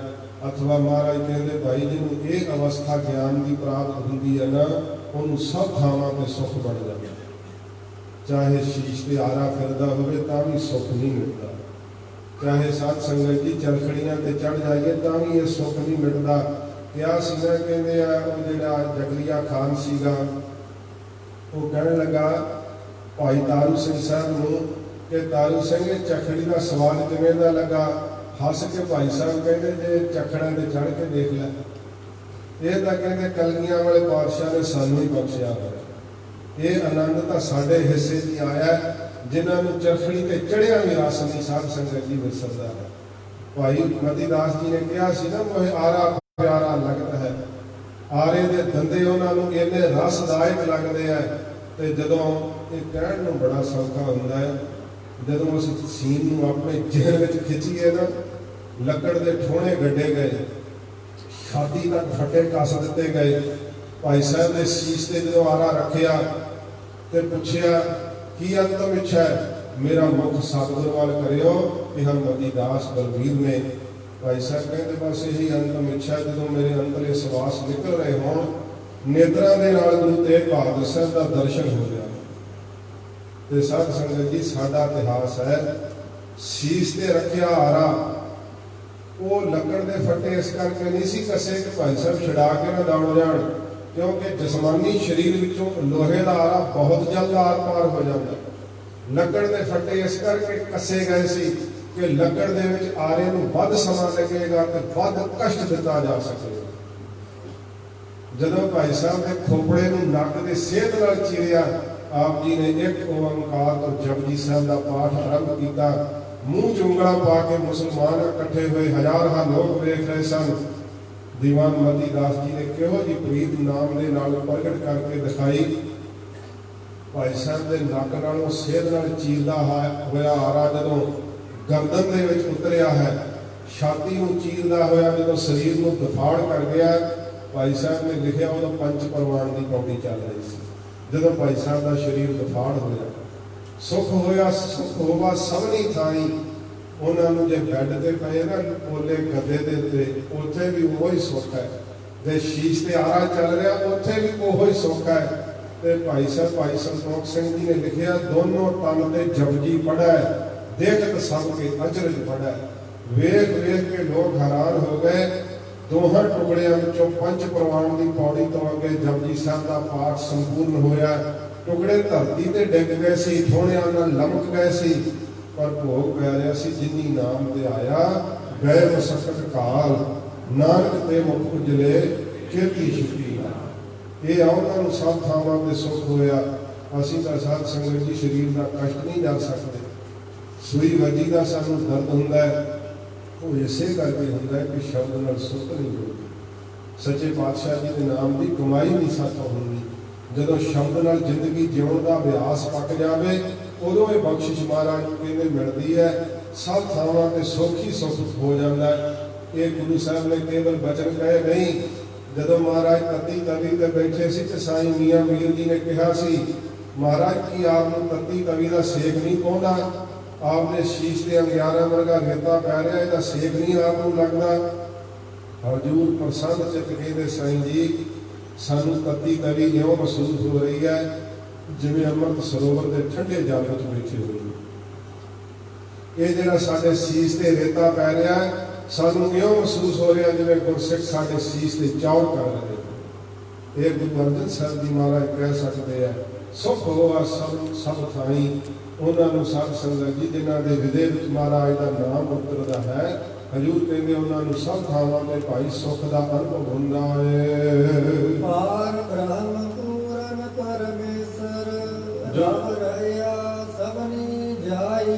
ਸੱਚੇ ਪਾਤਸ਼ਾਹ ਜੀ ਕਹਿੰਦੇ ਰੱਬ ਰਹਿਆ ਸਭਨੀ ਜਾਈ। ਜਾਈ ਕਹਿੰਦੇ ਜਗ੍ਹਾ, ਸਾਰੀਆਂ ਜਗ੍ਹਾ ਦੇ ਉੱਤੇ ਉਹਨਾਂ ਨੂੰ ਪਰਮੇਸ਼ਰ ਜਿਹੜਾ ਨਾ ਰਬਿਆ ਹੋਇਆ ਮਿਲਿਆ ਹੋਇਆ ਦਿਖਾਈ ਪੈ ਜਾਂਦਾ। ਕੋਈ ਕਿਸੇ ਪ੍ਰਕਾਰ ਦੀ ਜੂਨ ਹੋਵੇ, ਸਾਨੂੰ ਵਿਰੋਧੀ ਜੂਨਾਂ ਵਿੱਚ ਕਦੇ ਵੀ ਪਰਮੇਸ਼ਰ ਦੀ ਜੋਤ ਨਹੀਂ ਦਿਸਦੀ। ਪਰ ਸਾਧ ਸੰਗਤ ਜੀ ਇਹ ਸ਼ਬਦ ਦੀ ਤਾਕਤ ਹੈ, ਜਿਸ ਕਰਕੇ ਕਿ ਉਹਨਾਂ ਨੂੰ ਸਭ ਜਾਈ ਜਗ੍ਹਾ ਦੇ ਉੱਤੇ ਕੀ ਦਿਸਦਾ ਹੈ? ਪ੍ਰਕਿਰਤੀ ਦੇ ਪਾਰਾਵਾਰ ਤੋਂ ਪਰੇ ਜੋ ਬ੍ਰਹਮ ਵਿਆਪਕ ਸਰੂਪ ਹੈ ਨਾ, ਸੱਚੇ ਪਾਤਸ਼ਾਹ ਜੀ ਕਹਿੰਦੇ ਉਹਨਾਂ ਨੂੰ ਰੱਬ ਰਹਿਆ ਮਿਲ ਰਿਹਾ ਰਮਦਾ ਹੋਇਆ ਦਿਖਾਈ ਦਿੰਦਾ ਹੈ। ਜਦੋਂ ਜਗਿਆਸੂ ਪਹਿਲਾਂ ਅਭਿਆਸ ਸ਼ੁਰੂ ਕਰਦੇ ਆ ਨਾ ਸਾਧ ਸੰਗਤ ਜੀ, ਨਾਮ ਅਭਿਆਸ ਦੀ ਕਮਾਈ ਨਾਲ ਜਗਿਆਸੂ ਨੂੰ ਅਨੁਭਵ ਹੋਣ ਲੱਗ ਪੈਂਦਾ ਕਿ ਕੋਈ ਸ਼ਕਤੀ ਹੈ ਜਿਹੜੀ ਹਰ ਵੇਲੇ ਮੇਰੇ ਨਾਲ ਵਰਤ ਰਹੀ ਹੈ। ਜਦੋਂ ਕਮਾਈ ਸਿਖਰਾਂ ਤੇ ਜਾਂਦੀ ਹੈ, ਬਖਸ਼ਿਸ਼ ਦਾ ਦਰ ਖੁੱਲਦਾ ਹੈ, ਫਿਰ ਪਤਾ ਲੱਗਦਾ ਹੈ ਕਿ ਤਾਂ ਮੇਰੇ ਅੰਦਰ ਵਰਤ ਰਹੀ ਹੈ ਸ਼ਕਤੀ। ਮੈਂ ਇਹਦੇ ਤੋਂ ਵੱਖਰਾ ਨਹੀਂ ਹਾਂ, ਮੈਂ ਇਸੇ ਹੀ ਸ਼ਕਤੀ ਦੇ ਅੰਸ਼ ਹਾਂ। ਇਉਂ ਹੌਲੀ ਹੌਲੀ ਗਿਆਨ ਦਾ ਅਨੁਭਵ ਹੁੰਦਾ ਹੁੰਦਾ ਉਹ ਉਹਦੇ ਵਿੱਚ ਹੀ ਸਮਾ ਜਾਂਦੇ ਆ। ਸੱਚੇ ਪਾਤਸ਼ਾਹ ਜੀ ਕਹਿੰਦੇ ਸਾਰੀ ਜਾਈ ਜਗ੍ਹਾ ਦੇ ਉੱਤੇ ਉਹਨਾਂ ਨੂੰ ਭਾਈ ਪਰਮੇਸ਼ਰ ਦੇ ਸਰੂਪ ਦਾ ਅਨੁਭਵ ਹੁੰਦਾ ਹੈ ਕਿ ਪਰਮੇਸ਼ਰ ਹੀ ਸਭ ਥਾਵਾਂ ਤੇ ਰੱਬ ਰਿਹਾ ਹੈ। ਵਿਸ਼ਰਾਮ ਦੇਵ ਜੀ ਮਹਾਰਾਜ ਫਰਮਾਉਂਦੇ ਹਨ, ਔਰ ਕੀ ਬਾਣੀ ਆਈ। ਸੱਚੇ ਪਾਤਸ਼ਾਹ ਜੀ ਮਹਾਰਾਜ ਫਰਮਾਉਂਦੇ ਆ ਕਿ ਗੁਰਸਿੱਖੋ ਇਹ ਜਿਹੜੀ ਬਾਣੀ ਹੈ ਨਾ, ਇਹ ਸਿੱਖਾਂ ਕਿਹਾ ਕਿ ਮਹਾਰਾਜ ਤੁਸੀਂ ਇਹ ਖੁਸ਼ੀ ਭਰੇ ਬਚਨ ਉਚਾਰ ਰਹੇ ਹੋ। ਮਹਾਰਾਜ ਕਹਿੰਦੇ ਨਹੀਂ, ਇਹ ਧਰੋਂ ਆ ਰਹੀ ਹੈ। ਗੁਰੂ ਨਾਨਕ ਸਾਹਿਬ ਜੀ ਮਹਾਰਾਜ ਨੂੰ ਪੁੱਛਿਆ ਤੇ ਹਜ਼ੂਰ ਨੇ ਹੀ ਬਚਨ ਕਿਹਾ ਸੀ ਨਾ, ਭਾਈ ਲਾਲੋ ਜੀ ਦੇ ਪਰਥਾਏ ਜੈਸੀ ਮੈਂ ਆਵੈ ਖਸਮ ਕੀ ਬਾਣੀ ਤੈਸ ਨਾ ਕਰੀ ਗਿਆਨ ਵੇ ਲਾਲੋ। ਮਹਾਰਾਜ ਕਹਿੰਦੇ ਜਿਵੇਂ ਖਸਮ ਮਾਲਕ ਦੇ ਘਰੋਂ ਆਵਾਜ਼ ਆ ਰਹੀ ਹੈ ਨਾ ਸਾਨੂੰ, ਉਵੇਂ ਅਸੀਂ ਉਚਾਰਨ ਕਰ ਰਹੇ ਹਾਂ। ਧੰਨ ਗੁਰੂ ਰਾਮਦਾਸ ਸਾਹਿਬ ਨੂੰ ਪੁੱਛਿਆ ਸਿੱਖਾਂ, ਮਹਾਰਾਜ ਆਪ ਤਾਂ ਬੜੇ ਮਿੱਠੇ ਬਚਨ ਉਚਾਰਦੇ ਹੋ। ਮਹਾਰਾਜ ਨੇ ਕਿਹਾ ਸੀ ਹਮ ਆਪੋ ਬੋਲ ਨਾ ਜਾਣਦਾ, ਮੈਂ ਕਹਿਆ ਸਭ ਹੁਕਮ ਆਪ ਜੀਓ। ਮਹਾਰਾਜ ਨਿਮਰਤਾ ਨਾਲ ਕਹਿੰਦੇ ਸਿੱਖੋ ਅਸੀਂ ਆਪ ਤਾਂ ਕੁਝ ਵੀ ਬੋਲਣਾ ਨਹੀਂ ਜਾਣਦੇ। ਜਿਸ ਜਿਸ ਤਰ੍ਹਾਂ ਸਾਨੂੰ ਪਰਮੇਸ਼ਰ ਹੁਕਮ ਕਰਦਾ ਤਿਵੇਂ ਤਿਵੇਂ ਪਰਮੇਸ਼ਰ ਦੀ ਸਿਫਤ ਤੇ ਵਡਿਆਈ ਉਚਾਰਨ ਕਰਦੇ ਆ।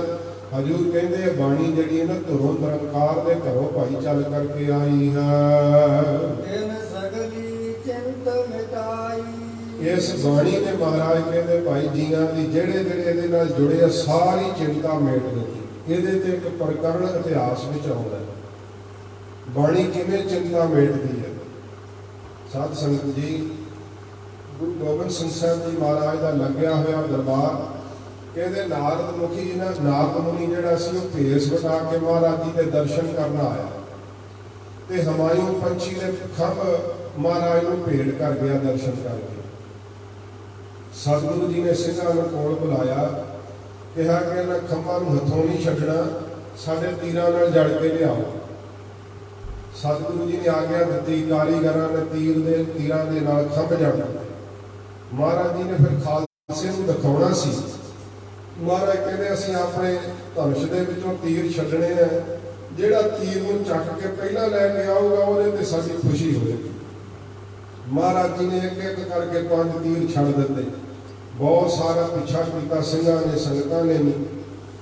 ਉਹ ਧਰਤੀ ਤੇ ਤੀਰ ਮੁੜੇ ਹੀ ਨਹੀਂ, ਵਾਪਸੀ ਨਹੀਂ ਆਏ। ਮਹਾਰਾਜ ਕੋਲ ਡਾਢੇ ਚਿਰ ਬਾਅਦ ਮੁੜ ਆਏ ਸਾਰੇ। ਹਜ਼ੂਰ ਕਹਿੰਦੇ ਭਾਈ ਤੀਰ ਨਹੀਂ ਲੈ ਕੇ ਆਏ।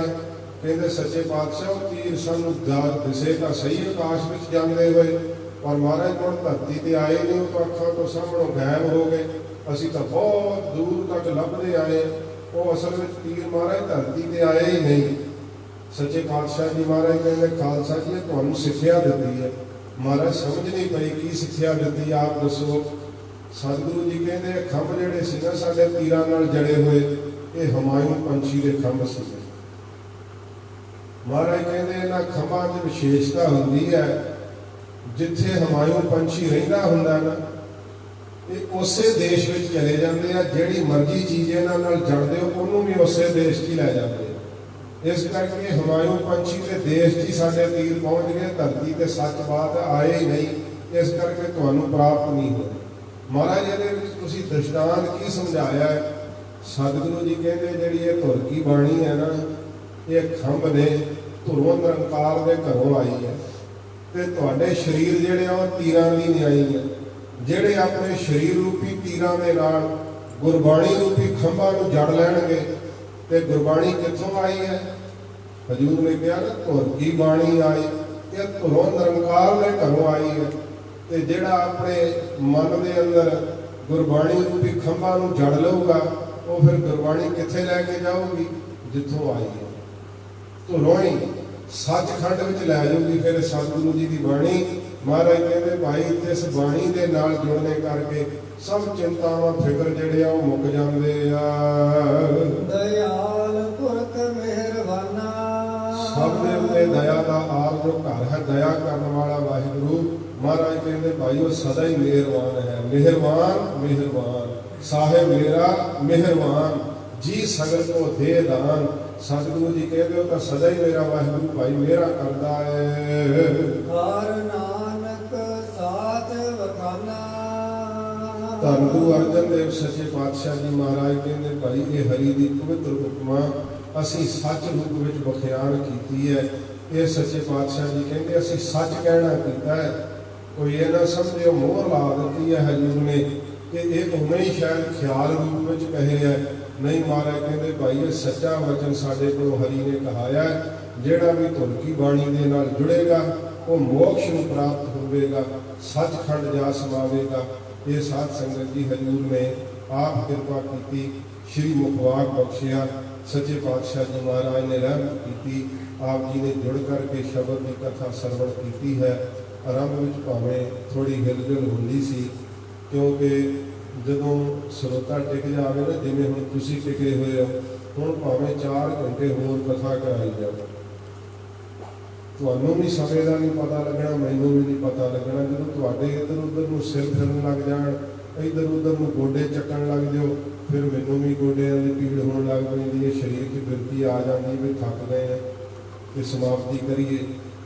जिन्हें रस नाल जुड़ के सुनते या श्रोते या भक्ते, कथा करन वाले या सुनने वाले, दोहां नूं ही रस ते आनंद प्राप्त होंदा है। सच्चे पातशाह जी महाराज की अमृत सिक्ख्या नूं आप जी ने बड़ी एकाग्रता नाल बैठ करके सरवण किया है। गरीब निवाज सतगुरु जी का अमृत पवित्र उपदेश जान करके हृदय च बसाउणा, फुल्लां दास की झोली पा देनी है। सच्चे पातशाह जी के दर दा निवाणा जिहा पुत्र जान करके बख्श लैना, असीस देनी, सिੱਖੀ सिर केसा सवासां दे नाल निभ जावे। बाजा वाले सतगुरु जी अपने चरणों की सेवा आप लैन। गरीब निवाज सच्चे पातशाह जी महाराज रहमत करन, हुइयां भुल्लां बख्श लैणियां। 2 पंक्तियां पढ़ के साध संगत की फतेह बुलाइए। मैं सरबत सिंघां दा धन्नवाद शब्द भी थोड़ा है, बहुत सिंघां ने प्यार किया है। गरीब निवाज सच्चे पातशाह जी महाराज ਸਿੰਘਾਂ ਨੂੰ एकता आपस ਦੇ ਵਿੱਚ प्रेम बख्शिश ਕਰਨ। आओ 2 पंक्तियां पढ़ के फतेह बुलाइए जी। दयाल पुरख मेहरबाना, हर नानक साथ वखाना। वाहिगुरू जी का खालसा, वाहिगुरू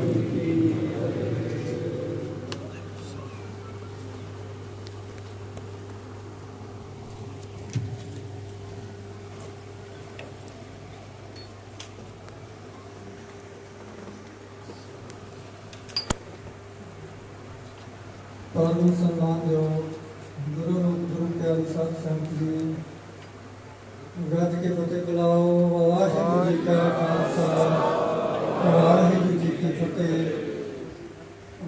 भागी रूहां हो जिन्होंने लंबा समा एकाग्र चित बैठ करके ਸਿੰਘ ਸਾਹਿਬ जी ने पासों गुरमत के प्रवचन सरवण किए ने। सो समा भी काफ़ी हो चुकिया है। ਸਿੰਘ ਸਾਹਿਬ जी ने भी अज शाम में वापसी है। 3 दिन का ही समा दास ने रात भी आप जी के नाल गल साझी की सी कि बड़ी मुश्किल के नाल इन्हां दे पासों 3 दिन के दिमाग असीं प्राप्त किए सन। साडे वड्डे भाग सन। सो ਸਿੰਘ ਸਾਹਿਬ ਗਿਆਨੀ ਜਗਬੀਰ ਸਿੰਘ जी जो तख्त सचखंड श्री हजूर साहिब विखे मुख कथावाचक की सेवा निभा रहे हैं। कलगीधर पिता चोटी प्रीतम अमृत के दाते सरबंस दानी पंथ वाली गरीबनवाज जी ने तरस दया करके ਸਿੰਘ ਸਾਹਿਬ जी के उपर अपने चरणों के विच सेवा के विच लाया होया है। साडे बड़े वड्डे भाग ने असीं उन्हां दे दर्शन कीते ने। सतगुरु गरीबनवाज जी के पवित्र चरणों के नाल सानू जोड़िया है। गुरमत दे प्रवचन सानू उन्होंने बड़ी लंबी दूरी तो आ करके सरवण करवाए ने। सरटाला नगर दियां समूह संगतां वल्लों गुरुद्वारा साहिब की प्रबंधक कमेटी वल्लों ਸਿੰਘ ਸਾਹਿਬ जी का रोम रोम करके तह दिलों धन्यवाद है। जियो आया है। सो बेनती है बाबा हरभजन सिंह जी नूं ते गुरु घर वल्लों ਸਿੰਘ ਸਾਹਿਬ जी नूं ਸਰੋਪਾਓ ਦੀ जो बख्शिश है वो की जाए। ਸਿੰਘ ਸਾਹਿਬ जी के चरणों के विच बेनती है।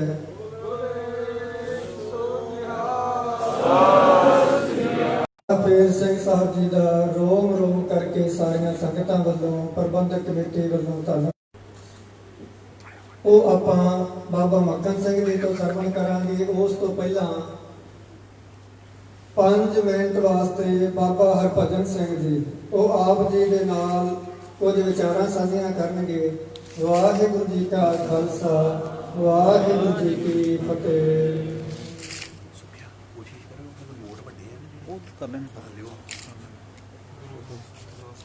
वाहिगुरू जी का खालसा गुरु के एहसास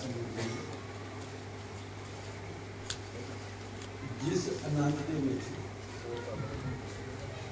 तुसीं सारिਆਂ ने बैठ के गुरु का दस मिनट कीर्ति सरवण की है।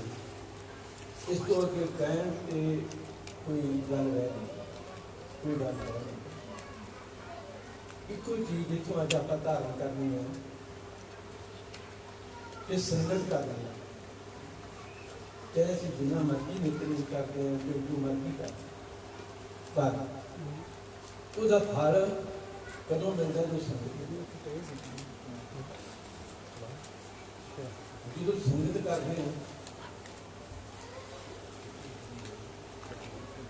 उदों जीरा नहीं करते। मैं बोल नहीं सकता पर मैं जो इस 3 दिनों तो देखा सिंगा ने बीबियां ने बच्चों ने सेवा की है मैं कुर्बान कर तब देवी ने सेवा की है। बहुत प्यार कथा कीर्तन सुनिया बहुत प्यार। गुरु ग्रंथ साहिब जी करना जातना है मालपा सानू ये सुनने की दात प्राप्त हो जो तुसी इत्थे सुनाई है ये सानू सारिਆਂ ਨੂੰ प्राप्त होते साडे नाल नहीं गए। ਅਸੀਂ ਜਦੋਂ भी संगत में आइए टिका प्यार के नाल करते एक मिनट जिहड़ा इहदी कीमत जिहड़ी है बहुत वड्डी कोई कह नहीं सकता। तुसीं उहदा 3 दिनों तो आनंद लिया सेवा का सिमरन का।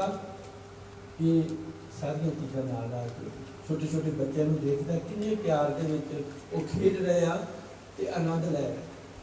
ये बहुत वड्डी ये तुसीं इत्थे आ जिहड़ा 25 सिंघां दा जो मर्यादा चलाई हुई है अखंड पाठ की उहदे विच तुसीं हिस्सा लेंदे सारे प्यार के नाल हिस्सा लै रहे हैं। ये तुहाडे वास्ते तुहाडी आउण वाली औलाद वास्ते बहुत ये जो कर रहे हैं ये बहुत वड्डी चीज़ ये नहीं है कि असीं इन्ना करके ते इहदा अंत हो गया नहीं। इहदा ये भी बहुत वड्डा जो इवें जग इहदा बहुत वड्डा गुरु पातशाह मेहर करन मैं कुछ भी नहीं बोल सकता ਸਿੰਘ ਸਾਹਿਬ ਜੀ ਉਹਨਾਂ ਦਾ ਬਹੁਤ ਬਹੁਤ ਧੰਨਵਾਦ, ਜਿਨ੍ਹਾਂ ਨੇ ਸੱਚਖੰਡ ਸ੍ਰੀ ਹਜ਼ੂਰ ਸਾਹਿਬ ਤੋਂ ਆ ਕੇ ਸਾਨੂੰ ਇੱਥੇ ਦਰਸ਼ਨ ਦਿੱਤੇ। ਕਿਉਂਕਿ ਸਾਡੀ ਇੱਕ ਪਹਿਲੀ ਪਰੰਪਰਾ ਸੀ, ਜੇ ਕੋਈ ਨਗਰ ਦੇ ਵਿੱਚੋਂ ਕੋਈ ਸਿੱਖ ਹਜ਼ੂਰ ਸਾਹਿਬ ਗੁਰੂ ਦੇ ਦਰਸ਼ਨ ਕਰਨ ਜਾਂਦਾ, ਜਦੋਂ ਵਾਪਸ ਆਉਂਦਾ ਤੇ ਸਾਰਾ ਨਗਰ ਇਕੱਠਾ ਹੋ ਕੇ ਉਹਦੇ ਚਰਨੀ ਹੱਥ ਲਾਉਂਦਾ।